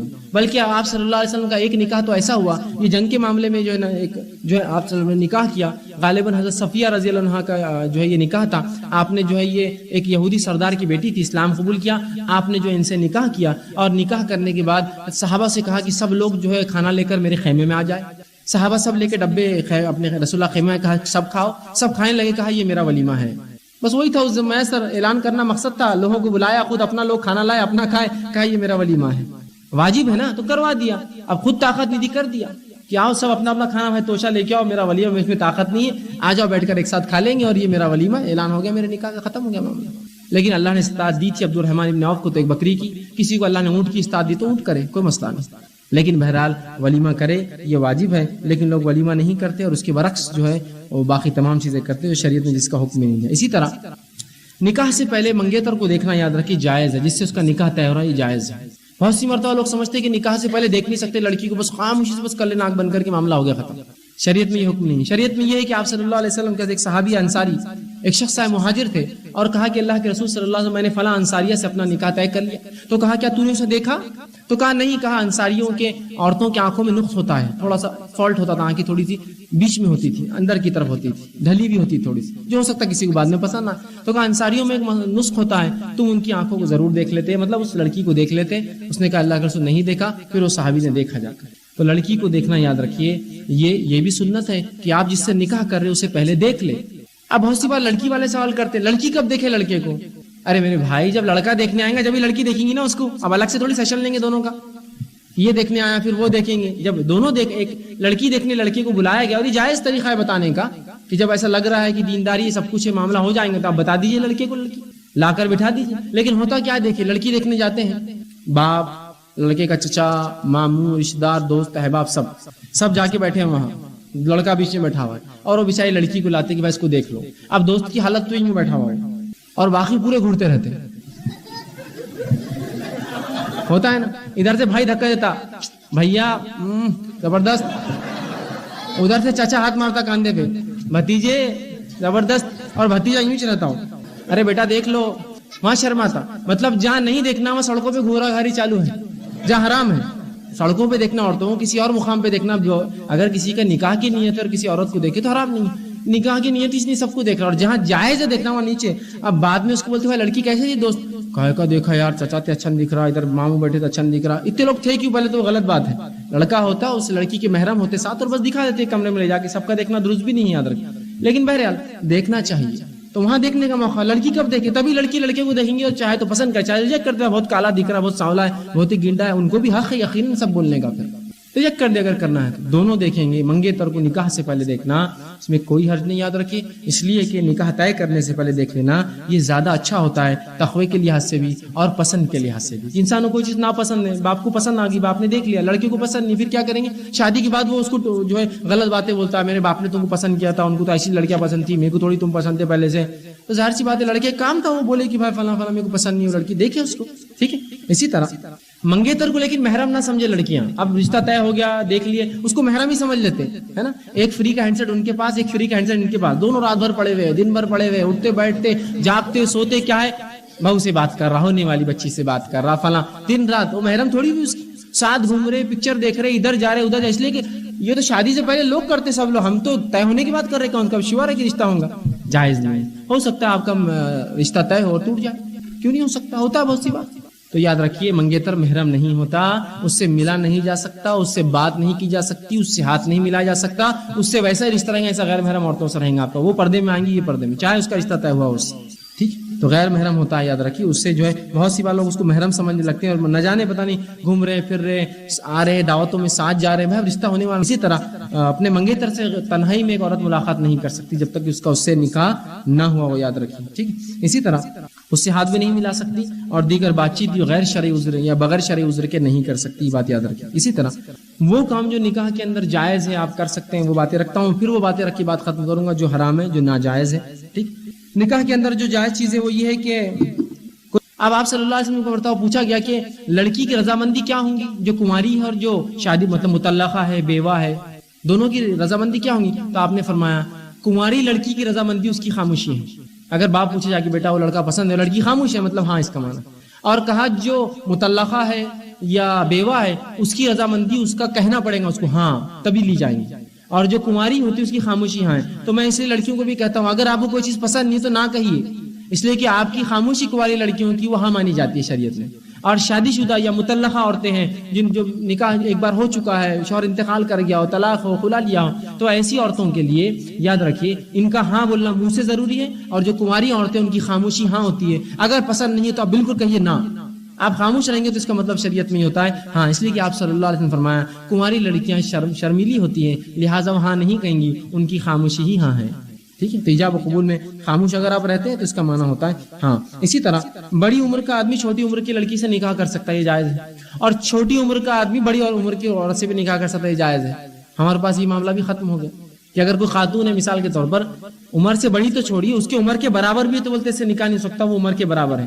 نبی اکرم صلی اللہ علیہ وسلم جو انسانیت کی نمونہ اور رول ماڈل ہے, آپ نے عین جوانی کی حالت میں 25 سال کی عمر میں ایک ڈھلتی عمر کی بیوہ سے جو 2 بار بیوہ یا مطلقہ تھی اس سے نکاح کیا تھا جس کی عمر 40 سال تھی. اس نبی کو ہم نمونہ مانتے ہیں نا, دیکھیے اس کی سنت کیا ہے کہ 25 سال کا ایک نوجوان لڑکا قریش کا جو کسی کے گھر میں رشتہ بھیجے تو کوئی نانا کہہ سکے, یاد رکھیے. نبی اکرم صلی اللہ علیہ وسلم جس شخصیت جو خاندان سے تعلق رکھتے تھے, یہ ایسا خاندان نہ تھا کہ کوئی نہ کہہ دے اٹھ کر. وہ نوجوان لڑکا جو ولی عہد ہے وہ رشتہ بھیجتا ہے خاندان ایک ایسی عورت کو جو ڈھلتی عمر تھی, 40 سال ڈھلتی عمر ہوتی ہے, اور 2 بار مطلقہ تھی, 2 طلاقیں ہو چکی تھی اس عورت کی. اس عورت سے آپ نے نکاح کیا اس لیے کہ وہ پاک دامن عورت تھی, نیک عورت تھی, اور آپ ان کی تجارتی قافلے لے جانے کی وجہ سے جانتے تھے ان کی کیا اچھی خوبیاں اور خصوصیتیں تھی, جس کی بنیاد پر آپ نے اس عورت سے نکاح پسند کیا بنسبت کسی کنواری سے نکاح کرنے کے, اور نوجوان سے نکاح کرنے کے, اور جو ہے اپنے سے کم عمر سے نکاح کرنے سے. تو یہ کیا رول ماڈل نہیں نبی ہمارے لیے کہ آپ نے اتنی بڑی عمر اپنے سے 15 سال عمر بڑی عورت سے نکاح کیا؟ چھوٹی سی بھی ہو سکتا ہے. تو یہ دونوں جائز ہے، یاد رکھیں. بہت سی مرتبہ لوگ اس لیے نکاح نہیں کرتے لڑکی عمر میں زیادہ ہے، زیادہ آگے تو کیا ہو گیا، یہ بھی تو نبی کی سنت ہے، کر سکتے ہیں بالکل، یہ بالکل جائز ہے. نہ اس پہ کوئی برا کہے، نہ تم کو تو کوئی کچھ بھی بولیں گے بیٹے. اور یہ بھی ہو سکتا ہے کوئی لڑکی خد میں زیادہ ہو، لڑکا خد میں کم ہو، یہ بھی کوئی عیب نہیں. لڑکی بہت موٹی ہو، لڑکا بہت دبلا ہو، یہ بھی کوئی عیب نہیں. لڑکی بہت کالی ہو، لڑکا بہت گورا ہو، یہ بھی کوئی عیب نہیں. سب چلتا ہے. شریعت میں دینداری اصل ہے. اگر آپ کو گورے 1000 لڑکیاں مل رہے ہیں لیکن ایک کالی دیندار ہے، ترجیح دیجیے اس کو. میں کسی کی برائی بیان نہیں کر رہا ہوں کہ گورے برے ہوتے ہیں کالے اچھے، میں کچھ نہیں کر رہا ہوں. میں کہنا یہ چاہ رہا ہوں لوگ جس کو زیادہ ترجیح دیتے ہیں کوئی ضروری نہیں وہ ہر بار تقوی متقی پرہیزگار ہو. ٹھیک، تو بہرحال اس چیز کو. اسی طرح نکاح میں ممنوع امور کیا ہوں گے، ناجائز امور کیا ہوں گے. ٹھیک ہے، اس میں سب سے پہلی چیز تو یہ ہے اگر کسی کو نکاح پہلے سے کسی کا نکاح کا پیغام چلا گیا اور آپ کو پتا ہو کہ فلاں لڑکے نے اس لڑکی کو پیغام بھیج دیا ہے اور انہوں نے پیغام کو قبول کر لیا ہے، تو یہ جائز نہیں دوسرے لڑکے کے لیے کہ اپنا پیغام وہاں بھیجے. آپ صلی اللہ علیہ وسلم فرمائیں، یہ جامع ترمذی کی روایت ہے کہ جب تمہارا مومن بھائی کسی کے پاس رشتہ بھیج دے، وہ رشتہ ان کو قبول ہو، تو دوسرا مرد اس گھر میں رشتہ نہیں بھیج سکتا. یہ بھی ایک بد اخلاقی. لوگ دیکھتے ہیں کہ کسی گھر میں کسی لڑکی کو کسی نے رشتہ بھیجا، انہوں نے ہاں کر دیا، یہ دوسرا رشتہ بھیجتے ہیں اور مجبور کرتے ہیں ان کو کہ ہم سے شادی کرو، اس سے نہیں کرنا. یہ جائز نہیں اور حرام ہے، یاد رکھیں. اسی طرح حالات احرام میں نکاح کرنا، نکاح پڑھانا، نکاح طے کرنا، یہ سب یاد رکھیے جائز نہیں ہے حالات احرام میں. ورنہ ہوتا ہے عورتوں کا ایک مسئلہ ہوتا ہے، ہر جگہ جاتے ہیں اگر گھر میں ان کے لڑکے تو بس لڑکیوں کو دیکھتے رہتے ہیں. بہت سی اجتماعات میں بھی ہوتے صرف لڑکیاں دیکھتے رہتے ہو، کہاں وہ کریں گے. میں ہمیشہ ایسی عورتوں سے کہتا ہوں کہ دیکھو بھائی، ضروری نہیں جس پہ تو انگلی رکھ دو وہاں کہہ دے تمہیں، ہے نا. کہ تو یہ سمجھتے ہیں اپنا لڑکا ہے تو کسی کو بھی اپنے بس سب غلام ہے اپنے، جس کو بولیں گے بس وہ تو آ کر پیروں میں پڑ جائیں گے، بولیں گے لے لو میری لڑکی. ہر کوئی تھوڑی ہاں بولنے والا ہے. ہو سکتا ہاں بولے، ہو سکتا نہ کرے. لیکن احرام میں بالخصوص آپ حج کو جائے تو وہاں دیکھتے نا بیٹے کون سی لڑکی فلاں ہے، کون سے لوگ آ رہے ہیں. یہ جائز نہیں ہوگا. ایسی حالت میں کوئی نکاح نہیں ہو سکتا نہ ہوگا. اسی طرح کوئی عورت حمل سے اس کا نکاح نہیں ہو سکتا. اس کی طلاق ہوگی کسی پہلے شوہر سے، اور حمل سے نکاح نہیں ہوگا جب تک کہ اس کا حمل پیدا نہ ہو جائے، اولاد نہ ہو جائے. ایسی عورت کا بھی نکاح نہیں ہوگا. اسی طرح خوشی کے موقع پر جائز امور کیا ہو سکتے ہیں. اب خوشی ہے، نکاح تو خوشی ہوتی ہے، کیا کیا جائز کام ہم کر سکتے ہیں، آئیے وہ بھی جان لیں نکاح کے اندر تاکہ پتہ چل جائے. ٹھیک ہے، مردوں کا ایسی خوشبو لگانا جو ظاہر ہو، یہ نکاح میں یا خوشی میں جائز ہے. اور عورتوں کا ایسی خوشبو لگانا جو ظاہر نہ ہو، جس کی خوشبو نہ آتی ہو، صرف دھبا آتا ہو. یہ بات سمجھیے تھوڑا سا. خوشبو جو مہکتی ہو یہ مردوں کے لیے ہے صرف، اور خوشبو جو مہکتی نہ ہو، صرف جس کا دھبا آتا ہو. حدیث میں دھبا مطلب یہ کہ جس کو جا کر جب ناک لگا دی جائے تو اس کی خوشبو آئے، جس کی فریگرنس نہ ہو، خوشبو اڑتی نہ ہو. جس کی خوشبو اڑتی ہو وہ خوشبو مردوں کے لیے ہے. جس کی خوشبو ایسی ہو جو جگہ پر بالکل جا کر سونگنے سے پتہ چلے، مطلب کسی کے چلنے سے وہ خوشبو نہ اڑے، کسی ہوا سے وہ خوشبو ٹرانسفر نہ ہو، تو ایسی خوشبو عورتوں کے لیے اور ویسی خوشبو مردوں کے لیے. آج ہم زمانے میں دیکھتے ہیں عورتیں اتنی خوشبو لگاتی ہے کہ جن خوشبو کو لوگ سونگتے ہیں. اسی طرح فتنے کا ڈر نہ ہو تو چھوٹی بچیاں گھر میں دف بجا سکتی ہیں. نکاح میں یہ جائز ہے. چھوٹی بچیاں گھر کے اندرونی حصے میں دف بجا سکتی ہے اور ایسے گیت گا سکتی ہے جس میں عورتوں کی تعریف نہ ہو، حسن و جمال کی تعریف نہ ہو، گندی باتیں نہ ہو، شرک اور بدعت نہ ہو. ایسے گیت گا سکتی ہے. یہ جائز ہے. آپ صلی اللہ علیہ وسلم کے تعلق صحیح بخاری کی روایت ہے، آپ ایک گھر میں گئے، ابوبکر صدیق آپ کے ساتھ تھے اور کچھ بچیاں دف بجا رہی تھی اور گیت گا رہی تھی. گھر کے اندر کے حصے میں ایک صحابی کا نکاح تھا. آپ صلی اللہ علیہ وسلم وہاں سنتے رہے. ابوبکر صدیق آگے گئے اور کہا خاموش بیٹھ جاؤ، خاموش بیٹھ جاؤ، اللہ کے رسول صلی اللہ علیہ وسلم آ رہے ہیں. آپ صلی اللہ علیہ وسلم اے ابوبکر گانے دو، کوئی بات نہیں. ان لڑکیوں نے دف بجاتے بجاتے ایک بات کہہ دی. جیسی اللہ کے رسول صلی اللہ علیہ وسلم کو دیکھا، دف یاد رکھی ایک ہاتھ سے بجانے والا ایک چیز ہوتی ہے اور دو ہاتھ سے بجانے والا ڈھول نہیں، دف. تو اللہ کے رسول کو جیسے ہی دیکھا ان لڑکیوں نے تو کہا ہم میں ایک نبی ایسا ہے جو غائب کا جانتا ہے. تو آپ صلی اللہ علیہ وسلم فوراً آگے بڑھ کر کہا بیٹا یہ مصرع چھوڑ دو، میں غائب کی بات نہیں جانتا، یہ مصرع چھوڑ دو، باقی جو گا رہی تھی گاتے رہو. تو چھوٹی بچیاں ایک ہاتھ سے بجنے والی ایک چیز لے کر گھر کے اندر کے حصے میں فتنے کا ڈر نہ ہو تو یہ جائز طریقہ ہے خوشی منانے کا. آپ یہ بھی کر سکتے ہیں. اسی طرح خواتین کے لیے سونے کے زیور اور ریشمی لباس پہننا جائز ہے، خوشی میں پہن سکتے ہیں. ٹھیک، لیکن مردوں کے لیے سونے کے زیور اور ریشمی لباس پہننا حرام ہے. بالخصوص جن کا نکاح ہوتا ہے ایسے مردوں کو دیکھا جاتا ہے کہ انگوٹھیاں پہنتے ہیں سونے کی. ایک انگوٹھی یہ ساس نے ڈالی، چچی ساس نے ڈالی، یہ ساس وہ ساس فلاں ساس یہ ساس، گلے میں ہار بھی ڈال دے رہے آج کل مردوں کو. تھوڑے دن میں دیکھیے آپ کو بالی پہنائیں گے ٹوچ کر. ٹھیک ہے کہ وہ بالی پہن لو. آپ داماد سب کچھ پہنتا ہے تو یہ کیوں نہیں پہنے گا. نبی اکرم صلی اللہ علیہ وسلم نے ایک نوجوان کو دیکھا. دیکھیے وہ نوجوان کیا تقویٰ تھا ان کا. اس کے ہاتھ میں سونے کی انگوٹھی تھی. کہا کیا تو پسند کرتا ہے تو جہنم کی انگوٹھی پہنائی جائے؟ تو کہا اللہ کے رسول نہیں. تو کہا تو نے سونا پہنا ہے، جو مرد سونا پہنتا ہے اتنا حصہ اس کا آنکھ میں جلا جائے گا. اس نے وہ انگوٹھی نکالی اور پھینک دی. پیچھے سے ایک صحابی اور کہا اللہ کے رسول صلی اللہ علیہ وسلم نے تجھے منع کیا نا، تو اپنی گھر کی عورتوں کو تو انگوٹھی دے سکتا ہے، تو نے پھینک کیوں دی؟ تو کہا رسول اللہ صلی اللہ علیہ وسلم مجھ سے یہ نہ کہا، صرف یہ کہا کہ تو کیا پسند کرتا ہے جہنم کی انگوٹھی؟ میں نے کہا، تو کہا پھینک دے، اب میں اس انگوٹھی کو نہیں اٹھا سکتا، پھینک دیا میں نے اٹھا۔ اس نے اٹھایا نہیں، حالانکہ اسی گھر کی مردوں کے لیے جائز تھی، لیکن رسول اللہ نے کیا کہا تھا؟ پھر پھینک دے، نکال کر پھینک دیا اس نے۔ تو یہ تقویٰ یاد رکھیے، نکاح ایسا ہونا چاہیے۔ نہیں وہ لوگ مان رہے نہیں، میرے کو پہنا رہے اس تو میں پہن لے رہا ہوں، ایسا کریں گے تو یاد رکھو آج میٹھا لڈو تجھے پکڑ کے کھلا دے کر کڑوا بھی کھلا دیں گے، تو سنتے ہی رہیں گا بس۔ اس لیے کہ نہیں وہ بول رہے تھے کرنا ہے، یہ بولے کر لو، ناچ لو بولے تھوڑا ناچ لیا، گالو بولے گا لیا، شراب پی لیا تھوڑا پی لیا، فلاں کر لیا، ایسا تھوڑی ہوتا ہے۔ حرام چیز حرام ہے، پھر چاہے اس کے لیے آپ جان دے دو، آپ کا مسئلہ ہے، میں نکاح کرنا چاہے تو کرو، مجھ سے میں ایسا ہوں، نہیں تو جاؤ، مجھے کیا ضرورت ہے، نہیں پہن سکتا ہوں۔ لڑکوں کے لیے ریشم اور انگوٹھی یا سونے کی چیزیں پہننا حرام ہے، یہ درست نہیں۔ اسی طرح بالوں میں مہندی لگانا خوشی کے موقع پر یہ بھی جائز ہے، عام حالت میں بھی لگا سکتے ہیں، خوشی کے موقع پر بھی مہندی، کالی مہندی نہیں کہہ رہا ہوں، مہندی جو لال ہوتی ہے، مہندی کبھی بھی کالا رنگ نہیں دیتی ہے، ہر مہندی لال ہوتی ہے صرف، ٹھیک ہے، تو مہندی لگا سکتے ہیں، یہ بھی جائز ہے۔ اب خوشی کے موقع پر ناجائز امور، اب نکاح طے ہو رہا ہے، اب کیا کیا کام نہیں کر سکتے جو لوگ کرتے عموماً، بالوں میں جوڑا لگانا، یہ ویک لگانا یہ جائز نہیں، یاد رکھیے۔ بہت سی عورتیں بالوں میں نقلی بال، جوڑا، ویک لگاتے ہیں۔ آپ صلی اللہ علیہ وسلم کیسے خاتون ہیں کہ اللہ کے رسول، میری بیٹی کی بیماری سے بال جھڑ گئے، ان کی بیٹی تھی، لڑکی تھی، دیکھیے لڑکی کی بات نہیں، لڑکی تھی جس کے بال جھڑ گئے تھے، کہا بیماری سے اس کے بال جھڑ گئے، کیا میں اس کے نکاح کی خاطر نقلی بال لگا دوں؟ آپ نے فرمایا نہیں، میں تجھے اجازت نہیں دیتا، اس کے نکاح کے لیے بھی نقلی بال نہ لگا۔ دیکھیے لڑکی تھی، وہ اس کے بال جا چکے تھے، تب بھی آپ نے اجازت نہیں دی۔ تو خوشی کے موقع پر کوئی جوڑے نہ لگائے، نقلی بال نہ لگائے عورتیں، یا ویک نہ پہنے جس طرح سے مرد پہنتے، یہ جائز نہیں، ٹھیک۔ اسی طرح سونے یا چاندی کے برتنوں میں کھانا پینا حرام ہے۔ بہت سے لوگ آج نام و نمود کے لیے بتاتے ہیں کہ ہم بہت مالدار ہیں، چاندی کے برتنوں میں کھانا کھلاتے ہیں۔ آپ صلی اللہ علیہ وسلم فرمایا جو لوگ چاندی اور سونے کے برتنوں میں کھانا کھاتے ہیں وہ درحقیقت اپنے پیٹ میں آگ بھرتے ہیں، آگ کے گولے ڈالتے ہیں۔ ایسے محفلوں میں نہ جائے، ان محفلوں کو بائیک آؤٹ کریں، ان محفلوں کو پتہ چلے سونے چاندی کے برتن تو اٹھ کر چلے جاؤ، ہوتا ہے نا چاندی کے برتنوں میں لوگ کھانا کھلا رہے ہیں، شریعت نے اس کو پسند نہیں کیا، ٹھیک ہے۔ اسی طرح سونے کی انگوٹھی پہننے والا مرد وہ جو ہے آگ کے انگارے اپنے ہاتھ میں لیتا ہے، جو بات میں نے رکھی وہ نوجوان کی، آنکھ کا انگارہ ہے ایسے شخص کے ہاتھ میں، مرد کے جو سونے کی کوئی چیز اپنے ہاتھوں میں پہنتا ہے۔ اسی طرح ٹخنوں سے نیچے کوئی چیز پہننا مرد کے لیے جائز نہیں، یہ غم میں بھی جائز نہیں، عام حالت میں بھی جائز نہیں، خوشی میں بھی جائز۔ ورنہ بہت سی ہوتا ہے کہ مرد آپ دیکھتے ہیں بہت سے بچے عادی تو ہوتے ٹخنے سے اوپر پہننے کا، شادی کے دن نیچے لٹکاتے ہیں، سبحان اللہ، کیا خوشی میں حرام کاری کرنا جائز ہے؟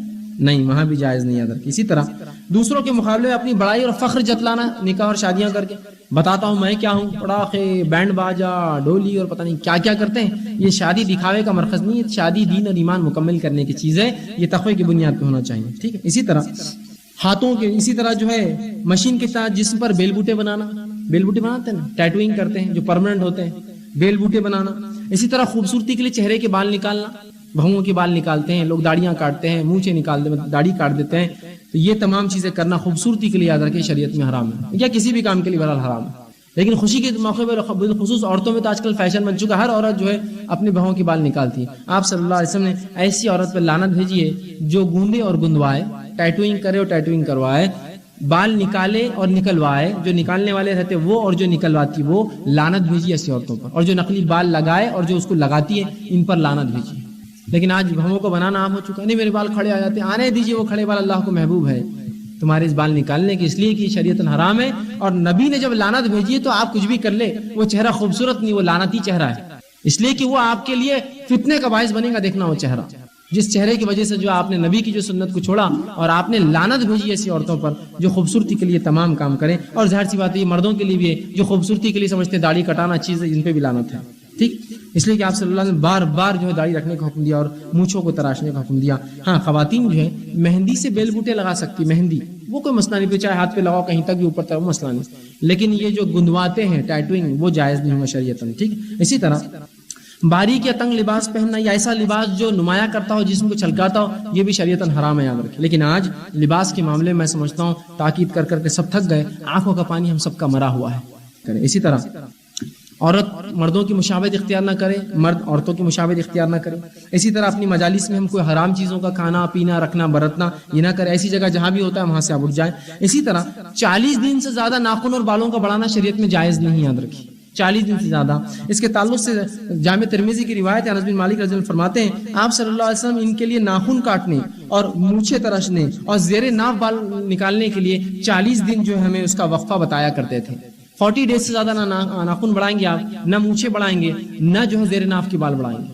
اب عورتوں کو دیکھا جاتا ہے سال 2 سال سے ناخن نہیں کاٹتے ہیں، بڑے بڑے ناخن کرتے ہیں، پتہ نہیں کیا مقصد ہوتا ہے، کسی پہ حملہ کر دینا، مارنا، کیا وقت ضرورت ہتھیار کا کام کرتے ہیں، وہ بھی نہیں سمجھ، اتنے نازک ہوتے ہیں کہ آپ کہیں لگائیں گے ٹوٹ جاتے ہیں۔ کوئی اگر فائدہ بتائے تو سمجھ میں بھی آتا ہے کہ بھائی سے بڑے فائدے ہو جا رہے ہیں اور یہ وقت کی ضرورت اور مجبوری ہے۔ بڑے بڑے ناخن کرتے ہیں، یاد رکھیے 40 دن سے زیادہ ناخن آپ بڑے نہیں کر سکتے، رسول اللہ صلی اللہ علیہ وسلم نے جس کو منع کیا۔ اسی طرح مردوں کا عورتوں کے سامنے آنا، عورتوں کا مردوں کے سامنے آنا، یہ تو عام ہو جاتا ہے ہمارے پاس۔ شادی ہے بولے تو پھر تو کیا ہے، کوئی پردہ نہیں، کوئی عورت نہیں، کوئی بوڑھی نہیں، کوئی جوان نہیں، کوئی بچہ نہیں، بس سب گھل مل کے کھا رہے، پی رہے، ہنس رہے، گا رہے۔ یاد رکھیے شریعت نے تمام چیزیں حرام ہے، موسیقی بجانا، ڈھول تاشی کرنا، یہ تمام چیز شریعت میں حرام ہے۔ اب آئیے وہ رسومات جو ہم لوگ عموماً نکاح میں کرتے ہیں جو شریعت میں حرام ہے، مختصر سی ایک فہرست جو ہے آپ کے سامنے رکھی بات میں ختم کرتا ہوں۔ نکاح سے قبل منگنی کی رسم کرنا یہ شریعتاً حرام ہے۔ منگنی کی رسم کرتے ہیں نا، منگنی کی رسم سے مراد یہ ہو سکتا ہے تاریخ کا رسم، رسم کے نام سے جو ہوتا، یا فلانے کا رسم، اس کا رسم، اس کتنے رسم کرتے ہیں نا کہ شادی تو ایک طرف رہ جاتی، صرف رسمیں چلتے رہتے، 4 6 8 سال تک رسمیں چلتے، پھر شادی ہوتی ہے اس کی، ٹھیک۔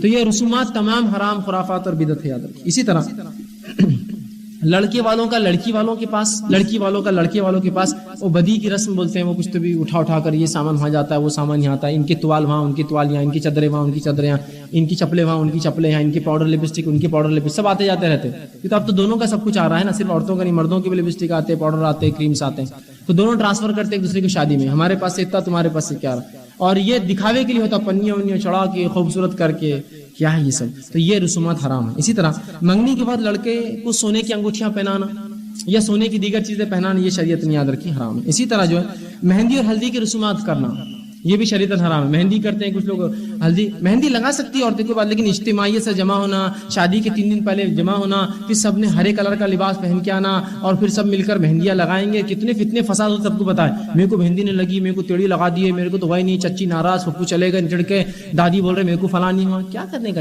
یہ رسومات جب بھی آپ کریں گے سوائے جھگڑے فتنے فساد کے کچھ نہیں ہونے والا، یہ رسومات کو بند کرنا ہوگا ہم کو، ٹھیک ہے۔ اسی طرح دلہن کو مہندی لگانا کوئی مسئلہ نہیں ہے، عورتیں اکیلے اکیلے مہندی لگا لے، کوئی حرج نہیں اس میں۔ اور اسی طرح لڑکے اور لڑکیوں کا جو ہے، لڑکے اور لڑکی کو سلامی دینا، اب سمجھ لیجیے رشتہ طے ہو گیا، عید کے بعد شادی ہے تو ان کے گھر سے سلامی جاتی ہے 1051 روپے، تو انہوں بھی اپنا دام بتاتے 2051 روپے سلامی، تو انہوں بولتے بکری دان دو، بتاتا میں کیا ہے، پھر 10,051 روپے، تو انہوں بولتے اب آن دو دوسری عید جی، اور شادی اس میں لیٹ ہو جاتی، صرف سلامیاں بھیج رہے 10 کسی کی سلامی وہاں جاری جو وہ ملک میں ہے، تو کسی کی وہاں سے سلامی آ رہی، یہ سلامیاں دینا جائز نہیں، یہ سب تمام غلط ہے۔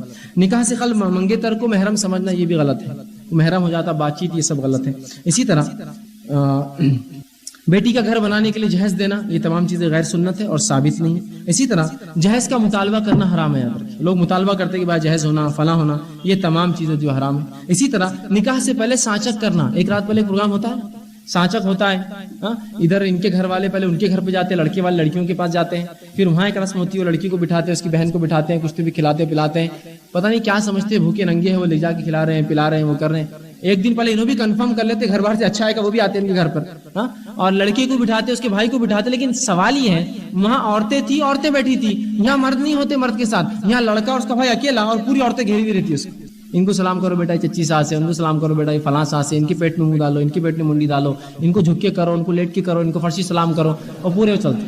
اس کے بعد رسومات ہوتے، عورتیں مٹھائی کھلا رہی ہیں، جیسا وہ مرد عورت کے ساتھ، عورتوں نے کیا ٹھیک ہے سمجھ میں آ رہا، یہ مرد کرنا چاہیے تھا لڑکے کے ساتھ، تو عورتیں کھلا رہی ہیں۔ اچھا شادی ہو رہی ہے ایک لڑکی سے، اس کی شادی ہو رہی ہے ایک لڑکی سے جو سمجھ لیجیے بڑی بہن ہے، اور شادی سے ایک رات پہلے ساسک میں چھوٹی بہن بولتی میں تم کو نہیں چھوڑوں گی، وہ لڑکے کی ہے نا، انگلی پکڑ لیتی اس کی، اب میں تم کو نہیں چھوڑنے والی بہن جو ہے، کیا ہی کل میری بہن سے بھائی اس کی شادی ہونے والی ہے، تو آج رات میں اس کو پکڑ لیں گے ہاتھ، میں نہیں چھوڑوں گی بول کے کیسا چلے گا، ہے نا۔ سالی کیا کرتی ہے، اس کا ہاتھ پکڑ لیتی ہے نا، رسم کے اندر سانچک میں مہندی لگاتے ہیں، اسے پان لپٹتے، کیا ہے پتہ نہیں خرافاتی ہے، مہندی لگا کے پان اور پکڑ لیتے ہوں گے، آپ بتاؤ چھوڑ کے، پھر وہ جھٹم جھٹی چل رہی ہے۔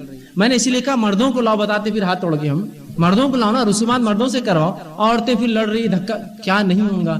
رسول اللہ کی حدیث سنیے، آپ فرماتے ہیں کسی مرد کے لیے یہ اس سے بہتر ہے کہ وہ ایک لوہے کی سلاخ لے کر اپنے سر میں ڈال لے کہ کسی غیر محرم کو اس کا دھکا لگے۔ یہ ایک عورت کے، ایک مرد کے لیے بہتر ہے کہ کسی غیر محرم کو دھکا لگنے سے اچھا یہ ہے کہ اپنے سر میں ایک لوہے کی سلاخ مار لے، کیلا ٹھوک لے، سر میں کیلا ٹھوکیں گے تو مر جائیں گے آدمی، یہ اس سے اچھا ہے کہ تو کسی غیر محرم کو دھکا لگائے۔ اور بولتے یہ سانچک ہے، اور رات رات یہ پروگرام چل رہے ہیں، نماز روزے سب غائب ہے، کی نماز ہونے والی ہے، تیاریاں چل رہی، اس لیے کہ جو شادی کے لیے تیار ہو کے عورتیں آتی ہیں بیچاری، تو 2 دن تو تیار ہونے کو لگتے ہیں، اسٹیم بات، فلاں فیشیل، یہ وہ، بال اکھاڑ رہے، یہ کر رہے، یہ پٹیاں چٹکی، وہ پٹیاں چٹکی، یہاں کھیرے لگے ہوئے، یہاں بالوں بیتے وہ لگے ہوئے، 3 دن تیار. اب کا وضو ہوگا، کیسے نماز پڑھیں گی؟ وضو کریں گی تو پورا فیشیل 500 1000 2000 کا ہوتا ہے، وہ ختم ہو جائیں گے جھٹکے میں، پورے بالوں کی رنگت اڑ جائیں گی. کہاں سے ہوگا؟ اندازہ لگائیے. یہ سب حرام کاریاں یاد رکھیے. اور یہی ہوتا ہے جب شریعت کو چھوڑتے ہیں، ایسی اللہ رب العزت لے جا کر جو قوموں کا جو سر پٹکتا ہے پھر دیوار پر. تو یہ سب چیزیں بھلا رہتے ہیں. اسی طرح جو ہے بارات میں کثیر تعداد لے جانا. ہم لڑکی والے آنے والے، لڑکے والے آنے، کتنے آئیں گے؟ 2 ٹرک 3 ٹرک 50 ٹرک 50. اور جتنی بڑی بارات وہ اس کو سمجھتے ہیں کہ میں بتا رہا ہوں میں کیا ہوں.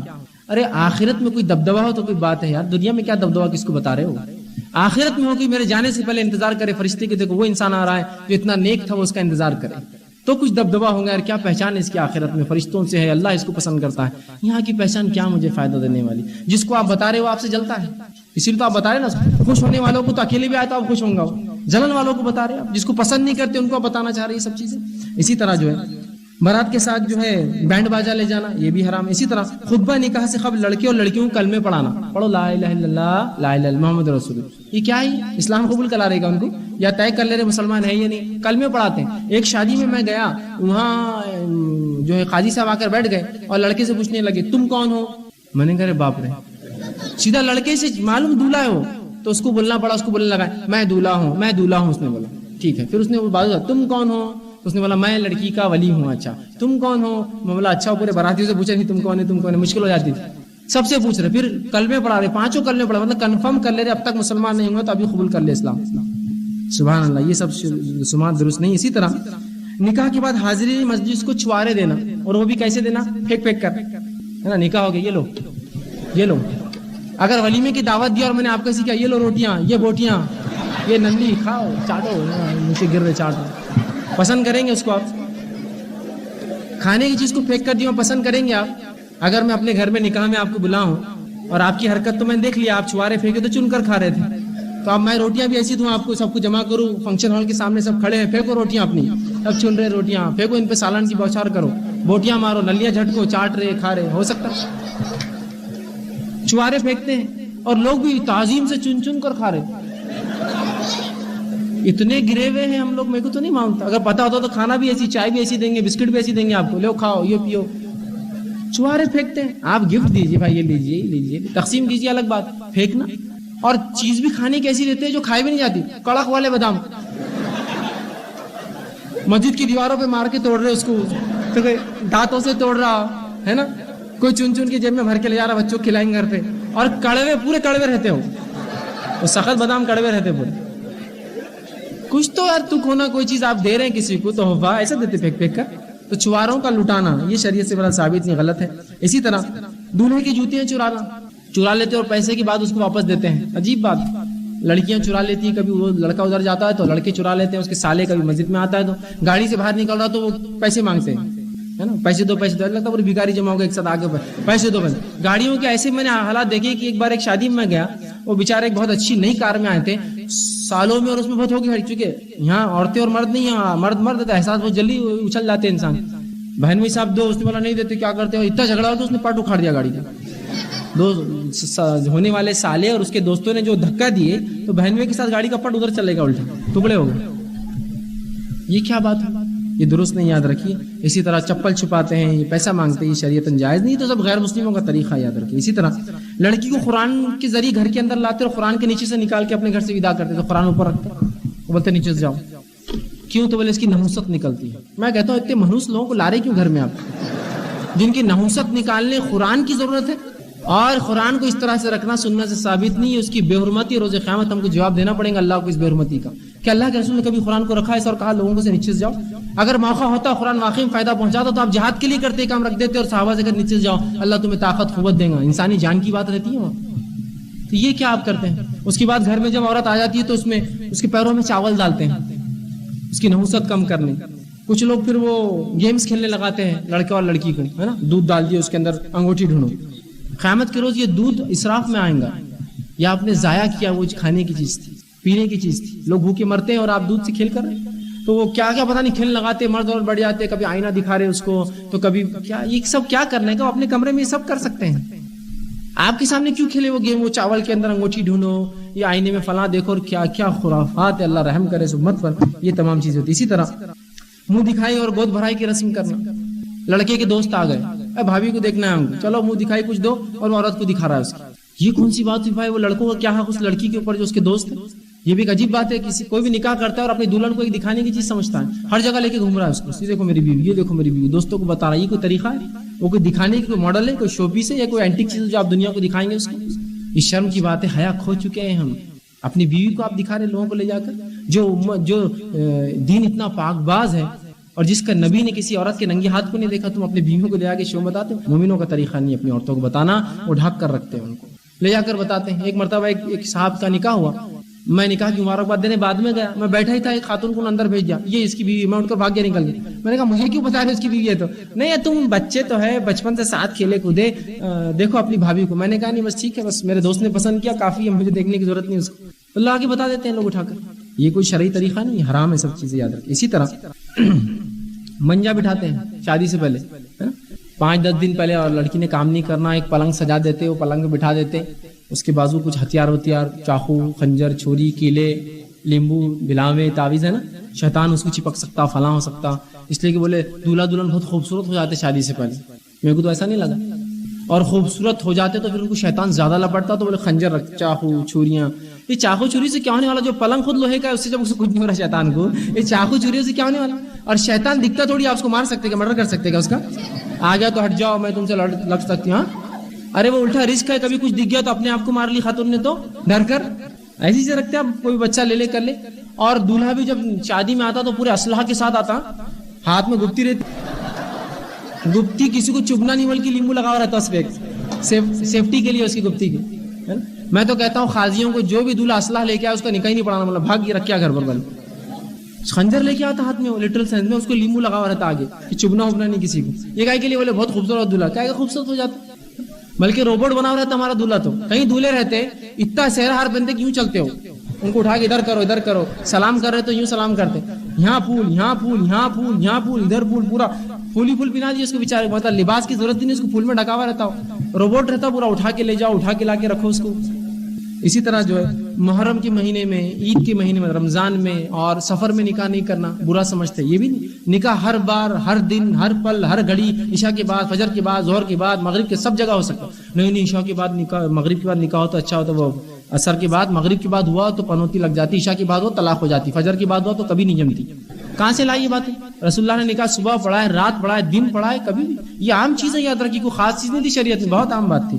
اسی طرح اپنی حیثیت سے بڑھ کر ولیمے کی دعوت دینا، نام و نیم، یہ درست نہیں، یاد رکھیے.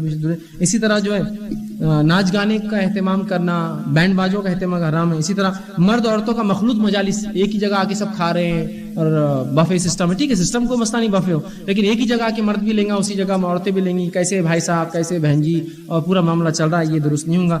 اسی طرح نکاح کے وقت مسجد کے لیے کچھ روپے وصول کرنا، مسجد والوں کا بھی یہ درست طریقہ نہیں. مسجد میں جیسی آئے کوئی نکاح کے لیے آ جاتے، چلو وصولی 500 کی سر، یہ درست نہیں ہے. نکاح مسجد میں کیسے ہوں گے؟ جب آپ وصولی کرنا شروع کریں لوگ بھاگ جائیں گے نکل کے وہاں سے، ٹھیک ہے. اسی طرح جو ہے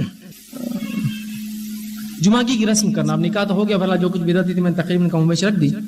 جمعگی کی رسم کرنا، نکاح ہو جاتا ہے، پہلا جمعہ، دوسرا جمعہ ہے نا، تیسرا جمعہ، چوتھا جمعہ جمعگی کرتے ہیں. اور جمعگی میں اتنا ہی خرچ جتنا شادی میں کرتے ہیں. بلکہ ایک صاحب تو بتانے لگے ہمارے علاقے میں 1 سال جمعگیاں ہوتی 52. میں نے کہا مر جاتا ہوں گا بیچارہ آدمی جس نے شادی کی اپنی بچی کی، کہ تو جمعگی کا کھانا ظاہر سی بات ہے وہ مرد بیچارے لڑکی والوں کو کرنا پڑے گا. اس لیے کہ لڑکے نے نکاح کر کے وہ باپ پہ احسان کیا نا، اس کی بیٹی تھوڑی اٹھ رہی تھی. اب لہٰذا وہ تو غلام ملا ہوا، اس کو جو چاہے بیچارہ کرے گا. جمعگی ہونا تو جمعگی، 50 لوگ لاؤں گا تو بیٹا لاؤ 60 لاؤ، کیا ہے، ایک کھانا بناؤ تو بیچارہ بولتا 2 بناؤ، کیا کریں گے. اس کی بچی کے ساتھ اچھا رہے، بس اس کی بیچارے کی خواہش یہی ہوتی ہے. لیکن یاد رکھیے یہ کمر توڑ جواب آپ کو فوراً ملتا ہے اپنی بچیوں کے نکاح میں، اپنی بہنوں کے نکاح میں، یہ سب بہرحال سامنے فوراً آ جاتا ہے. ٹھیک. اسی طرح چند نکاح کی مثالیں دے کے اپنی بات ختم کرتا ہوں. سادے سیدھے سنت نکاح کی کیا فائدے ہیں، آئیے دیکھیے نکاح کی مثالیں. آپ صلی اللہ علیہ وسلم کے دور میں عبد الرحمن ابن عوف رضی اللہ عنہ نے نکاح کیا. جب نکاح کر کے آئے تو اس کا علامت یہ تھی کہ ان کے آنکھ میں خوشبو لگی تھی. یہ مدینے کا وہ دور تھا جب خوشبو لینا بہت مشکل بات تھی. رسول اللہ نے کہا عبد الرحمن خوشبو کیا بات ہے، کچھ تو بھی خاص ہے. کہا اللہ کے رسول میں نے نکاح کر لیا. کہا نکاح کر لیا تو ولیمہ کرو چاہے ایک بکری کیوں نہ ہو. اندازہ لگائی عبد الرحمن ابن عوف مدینہ میں، اور مدینہ ایک آدھا یا پون کلومیٹر کی بستی ہے. رسول اکرم صلی اللہ علیہ وسلم موجود ہے لیکن ان کو نہیں بلایا. نکاح اتنا سادہ عمل ہے کہ کسی کو بلانے کی ضرورت نہیں، وقت کے نبی کو بھی نہیں بلایا. ہمارے پاس تو ان کو بلاؤ ان کو بلاؤ، اور نہیں بلایا تو بعد میں ہاں اکیلے اکیلے نکاح بیٹا ہم کو نہیں بلائے. وہ آدمی بولتا ہے کائے کو نہیں بلائے تھے، آؤ کھا لو بعد میں آ کے ہمارے گھر پہ کھانا. اس حد تک جاتے ہیں. رسول اللہ خالی کیا بولے کہ دیکھو ولیمہ کرو چاہے بکری کی نو، تاکہ شرعی احکام بتا دے، اس لیے نہیں کہ آپ کو کھانا تھا، شرعی احکام بتانے کے. تو ہمیں چاہیے کہ سادگی اختیار کریں، ولیمہ آپ کریں، زیادہ ضرورت نہیں. اور کتنا سادہ انداز سے کہ عبد الرحمن بن عوف رضی اللہ عنہ سے خوشبو سے پتہ چلا، نہ کوئی نکاح کے اندر، نہ کوئی رسول اللہ نے نکاح پڑھا ہے. کتنا دیکھی سادہ ہے کہ وقت کے نبی کو بھی ضرورت نہیں بلانے کی، اگر موجود ہو تو نکاح اتنا سادہ عمل ہے. یہ تو چلتے پھرتے اٹھتے بیٹھتے ایک عام جس طرح سے انسان کھانا پانی کرتا ہے، جب انسان بالغ ہو جائے تو اس کی ضرورت ہے انسانی جسم کی، لوگ کر دیں.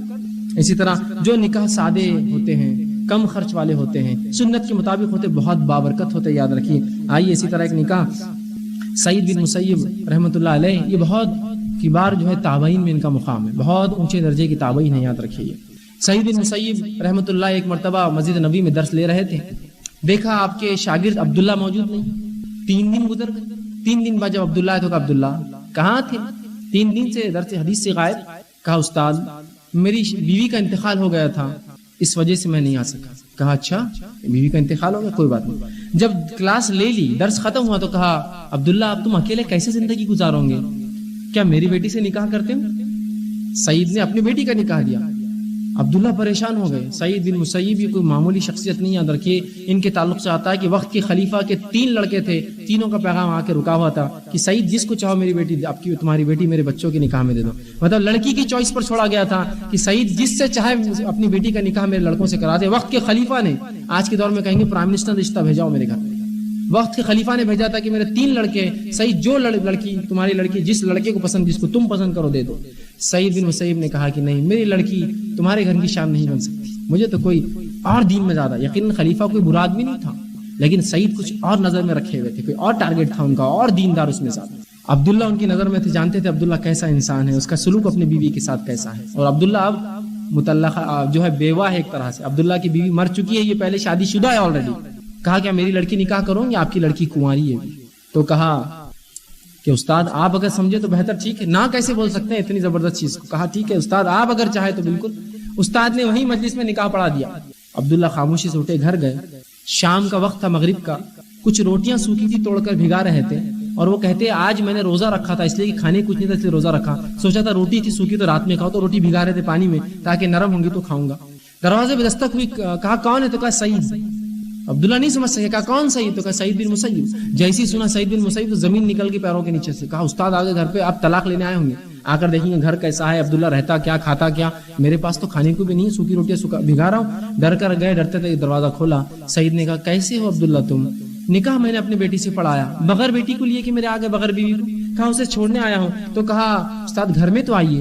تو کہا نہیں بس اتنا ہی میرا کام تھا. بیٹی کا بیٹا اندر چلے جاؤ. بچی اندر چلے گئی، سعید واپس چلے گئے. کوئی خرچ، کوئی رس، کوئی بات چیت اور کچھ تھا. دینداری معیار تھی. عبداللہ جو ہے اب بغیر نکاح کے نہیں رہ سکتے تھے، اکیلے تھے، حالانکہ پہلے سے شادی شدہ ہے، بیوی مر چکی ہے. فوراً نکاح کر دیا. آئیے ایک اور واقعہ سن لیں، ایسے نکاحوں میں برکت بھی ہوتی ہے. ایک اور واقعہ سن لیں. اسی طرح جو ہے ایک واقعہ آتا ہے کہ ایک شخص تھا جس کا ایک بہت بڑا باغ تھا. اس باغ میں انار وہ لگاتا تھا. وہاں اس نے ایک انسان کو ایز اے گارڈ رکھا تھا، حفاظت کے لیے، اور کہا تھا کہ اس باغ کی حفاظت کرنا، رکھوالی کرنا. ایک مرتبہ اس باغ کے مالک کے پاس اس کا دوست آیا. جب اس کا دوست آیا تو اس باغ کے مالک نے کہا جاؤ، اور عبداللہ نام تھا اس شخص کا، معاف کرنا مبارک نام تھا اس شخص کا. کہا مبارک جا کر انار لے کر آؤ، ایک میٹھا. اب مبارک بھاگتے ہوئے گئے، ایک میٹھا انار لا کر دیا. استاد جب اس مالک نے کھولا تو کڑوا نکلا. کہا عبداللہ معاف کرنا مبارک تم نے ایک کڑوا انار لایا ہے، میٹھا لاؤ، جاؤ مہمان بیٹھا ہے. پھر بھاگے مبارک گئے اور ایک اور انار لائے، پھر کھٹا. کہا مبارک کھٹا لائے وہ انار، پھر بھیجا، پھر لائے کڑوا. تو مبارک کیا کر رہے؟ تو مبارک نے کہا دیکھیے آپ نے مجھے جب کام پر رکھا تھا یہ کہا تھا کہ حفاظت کرنا. اللہ گواہ میں نے آج تک کبھی انار نہیں کھایا اس باغ کا، اور مجھے نہیں پتا کون سا میٹھا رہتا کون سا کڑوا رہتا. آپ نے کہا تھا حفاظت، میں صرف حفاظت کرتا ہوں باغ کی. جب مبارک کی یہ دینداری دیکھی، امانت داری کی، آج تک انار نہیں کھایا، وہ آدمی جو مہمان تھا اس کا بڑا متاثر ہوا. فوراً گھر گیا، بیوی سے کہا کہ ایک لڑکا ہے جس کا نام مبارک ہے، اتنے سالوں سے کام کرتا ہے، دینداری تو دیکھو، امانت داری تو دیکھو، آج تک انار نہیں چکا، 3 بار کڑوا انار لایا میرے لیے. تو اس بیوی نے، اس عورت نے اس کی کہا، اس کی بیوی نے اتنا دیندار لڑکا، تو پھر تم رشتہ طے کیوں نہیں کر کے آگے اپنی بیٹی کا اس سے آگے گئے کو مجھے سنا رہی قصہ کیسا ہے؟ تو کہا میں تو سوچا تم سے مشورہ لڑکی سے پوچھ لوں. گئے مشورہ لیا, لڑکی سے اجازت, لڑکی نے کہا ٹھیک ہے کوئی مسئلہ نہیں. فوراً گئے اور کہا مبارک کیا میری لڑکی سے نکاح کرو؟ مبارک نے کہا میں کنوارا ہوں, بالکل کروں گا. اور نکاح کیا. دیکھیے کتنا بابرکت نکاح تھا, بنیاد دین تھی, سادگی سے نکاح ہوا. اللہ نے ایسے نکاحوں میں ایسی برکت دی. اب مبارک سے اولاد پیدا ہوئی جس کا نام عبداللہ رکھا, جو آج عبداللہ بن مبارک امام بخاری کی استاد ہے. تو یہ نکاحوں میں ایسی برکت تھی. عبداللہ بن مبارک بہت پائے اور چوٹی کی محدث گزرے, یاد رکھیے. کسی حدیث اور فن حدیث کی کتاب میں ان کا نام نہ ہو نہیں سکتا. عبداللہ بن مبارک نے کہا امام بخاری کے استاد ہیں. تو ایسی اولاد اللہ دیتا ہے جب نکاح سادے ہوتے ہیں, کم خرچ ہوتے ہیں, بابرکت ہوتے ہیں. یہ معیار دین ہوتا ہے ان کے لیے. علی بن ابی طالب کا نکاح ہوا, اور جب یہ نکاح سادے ہوتے ہیں, یاد رکھیے دینی بنیاد پر ہوتے ہیں, تو اللہ اتنا مال و دولت بخشتا ہے. یاد رکھیے آج ہم نکاح کر کے لوگوں سے چھپتے پھرتے اس لیے کہ ہم پہ غربت طاری ہو جاتی ہے, ہم ادھار اور مخروض ہو جاتے ہیں. یہ لوگوں نے نکاح کیے, سادے نکاح کیے, اللہ نے ایسی زندگیوں میں برکت دی کہ جن کے نکاح کھجوروں پر ہوئے, اللہ رب العزت نے خیسر و خسرہ کے کنگن ان کے قدموں میں لا کے ڈال دیا. اتنی مال و دولت دی ان کو, اس لیے کہ ان کے نکاح سادے تھے. ان کا مقصد دین تھا اور انسانیت کی نشر و نما تھی, اچھی نسلوں کو پیدا کرنا تھا اور اس دین کو آگے بڑھانا تھا. تو نکاح یہ انسانی ضرورت ہے. شریعت نے اس کو ضرورت کے مطابق ایک دم سادہ, سستا, ہلکا اور ایک دم عام کرا ہے. یہ نکاح کی مثال ہمارے لیے دلیل ہے. ہمارے نکاح بھی اتنے ہی عام ہو, ایسے ہی ہو کہ دینداری بنیاد بنائیے, مالداری دیکھا جائے گا. مبارک ایک جو ہے گارڈ ہے ایک اس میں, لیکن وہ جو باغ کے مالک کا دوست مالدار ہے اس کو کوئی فرق نہیں پڑتا. مبارک کی دینداری اصل ہے, باقی وہ گارڈ ہے, چپراسی ہے, پیو نے کوئی مطلب نہیں. دیندار ہے, بس معاملہ ختم ہو یہاں مبارک کا. تو اللہ برکت بھی دیتا ہے ایسے نکاحوں میں. تو میں بالخصوص اپنی بات ختم کرنے سے پہلے نوجوانوں سے اپیل کروں گا کہ دین نکاحوں کو آسان کیجیے. آج تم اپنے لیے کرو گے, کل انشاءاللہ عزیز اللہ ہمارے بیٹیوں کے لیے اس چیز کو آسان کریں. یاد رکھیے آپ یہ بات, آج ہم سخت کریں گے, کل ہم پچھتائیں گے. وقت بہت جلدی گزرے گا, ایسا جا کر ہم اس پوزیشن پہ کھڑے ہوں گے جس پوزیشن پہ آج کھڑے رہ کے لوگوں کو ریجیکٹ اور سلیکٹ کر رہے ہیں نا, کل ہم کھڑے ہوں گے اور لوگ ہم کو اسی طرح صف میں لے کر ریجیکٹ اور سلیکٹ کریں گے. مت ہونے دیجیے. دینداری کو معیار اور بنیاد بنائیے. دیندار لڑکی مل جائے, باقی خوبصورتی وہ دیکھا جائے گا. جنت میں ہر عورت سب سے خوبصورت ہو جائیں گی. رسول اللہ فرماتے ہر عورت اوروں کی سردار ہوں گی اور سب سے خوبصورت ہوں گی. ہر بیوی خوبصورت ہو جائیں گی. تو جنت کی خوبصورتی اور اس کی سنگت, اس کی صحبت سب سے اچھی ہے دنیا سے. یاد رکھیے. تو لہٰذا دین کو بنیاد بنائیے. اپنے والدین کو سمجھائیے, منائیے. والدین کو تاکید کروں گا کہ نکاحوں کو سادہ کیجیے. ارمان اور خواہش انشاءاللہ ہم سب مل کر جنت میں نکالیں گے. دنیا ارمان نکالنے کی جگہ نہیں ہے. یہاں ارمان نکلیں گے تو نکاح مہنگے ہوں گے, مشکل ہوں گے, پریشانیاں لائیں گے اور باعث برکت نہیں ہوں گے, باعث زحمت ہوں گے, باعث تکلیف ہوں گے. جس طرح سے آ جائے تو اپنے نکاحوں کو سستا, ہلکا, سنت کے مطابق کرنا آج کے دور کی یہ سخت ضرورت ہے. اگر یہ نہ سمجھا تو آنے والے زمانہ ہمارے لیے بہت سخت ہوگا. اسی پر اپنی بات ختم کرتا ہوں. اللہ سے دعا ہے اللہ سبحانہ تعالیٰ کہنے سننے زیادہ عمل کی توفیق عطا فرمائے. ہم کو اپنے نکاحوں کو سادہ اور سنت کے مطابق کرنے کی توفیق عطا فرمائے. ان میں برکت عطا فرمائے. جب تک زندہ رکھے اسلام اور ایمان پر زندہ رکھے. خاتمہ ایمان پر. وآخر دعوانا الحمدللہ رب العالمین. رب اشرح لی صدری ویسر لی امری واحلل عقدۃ من لسانی یفقہوا قولی. اما بعد, بہرحال میں گزارش کروں گا کہ تھوڑی سی خاموشی کا مظاہرہ کریں. ہمارے پاس سوال جواب کے وقفے کے لیے زیادہ وقت نہیں ہے, لہٰذا آپ خاموشی کے ساتھ سوالات ہوتے رہیں گے. آپ چائے نوش کرتے رہیے اور انشاءاللہ سوال سنتے رہیے, جوابات. تو لہٰذا آپ سے بالخصوص گزارش ہے تھوڑی سی خاموشی اختیار کریں. جو ان کو تکلیف ہوتی ہے.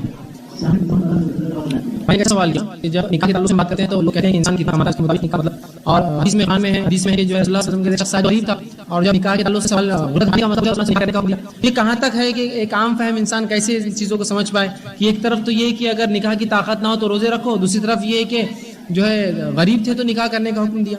تو دیکھیے سب سے پہلی چیز جو حدیث میں بتانے کا مقصد ہے وہ یہ ہے کہ جو انسان, قرآن نے جو حکم دیا, جو انسان طاقت رکھتا ہو نکاح سے مالی اعتبار سے, اس کے مراد کیا ہے وہ جان لیجیے. مراد یہ کہ مہر دینے کی طاقت رکھتا ہو اور ساتھ میں نان و نفقہ, بیوی کو جو ہے خرچ کا جو ضرورت ہے اگر وہ کر سکتا ہو تو کوئی بھی انسان پھر نکاح کر سکتا ہے. لیکن نبی اکرم صلی اللہ علیہ وسلم کے زمانے میں دور ایسا تھا کہ غربت اتنی زیادہ تھی کہ پہننے کو کبھی کبھار ایک ہی کپڑا تھا. ایسا وہ صحابی دیکھیے آپ, اس روایت میں ایک ہی چال تھی جس سے وہ باندھے ہوئے تھے, اوپر ان کے پاس پہننے کو کچھ بھی نہیں تھا. تو ظاہر سی بات اس غریب آدمی کے لیے بہت مشکل ہے کہ پھر نکاح کر کے پہلے وہ اپنے بوجھ کے تلے دبا ہے, ایک دوسرے کا بوجھ اپنے اوپر برداشت کرے. تو یہاں رسول اللہ نے صلی اللہ علیہ وسلم نے بہرحال نکاح تو کر دیا, چونکہ اس نے یہ بات تو وعدہ کی کہ وہ جو ہے اس بیوی کا خرچ اٹھائیں گا. تو جو بھی انسان اتنا پیسہ رکھتا ہو کہ مہر ادا کر سکتا ہے اور بیوی کا نفقہ, اس کا خرچہ اٹھا سکتا ہے, تو بہرحال وہ نکاح کر سکتا ہے. یہاں مالداری اور غریبی پھر معنی نہیں رکھتی, اس لیے کہ آج کے اس دور میں ہر آدمی کتنا بھی مال ہو پھر بھی غریب کہلاتا ہے. جتنا کما اس کے بعد بھی وہ سمجھتا ہے میں غریب ہوں اور چاہیے اور چاہیے. تو بہرحال یاد رکھیں اس چیز کو کہ اگر ایک آدمی اتنا کماتا ہے کہ مہر دے دے اور ساتھ میں اتنا کہ اس عورت کا نفقہ کر لے تو بہرحال وہ اچھی جو ہے وہ نکاح کر سکتا ہے اور والدین ایسے بچوں کا نکاح کر سکتے ہیں.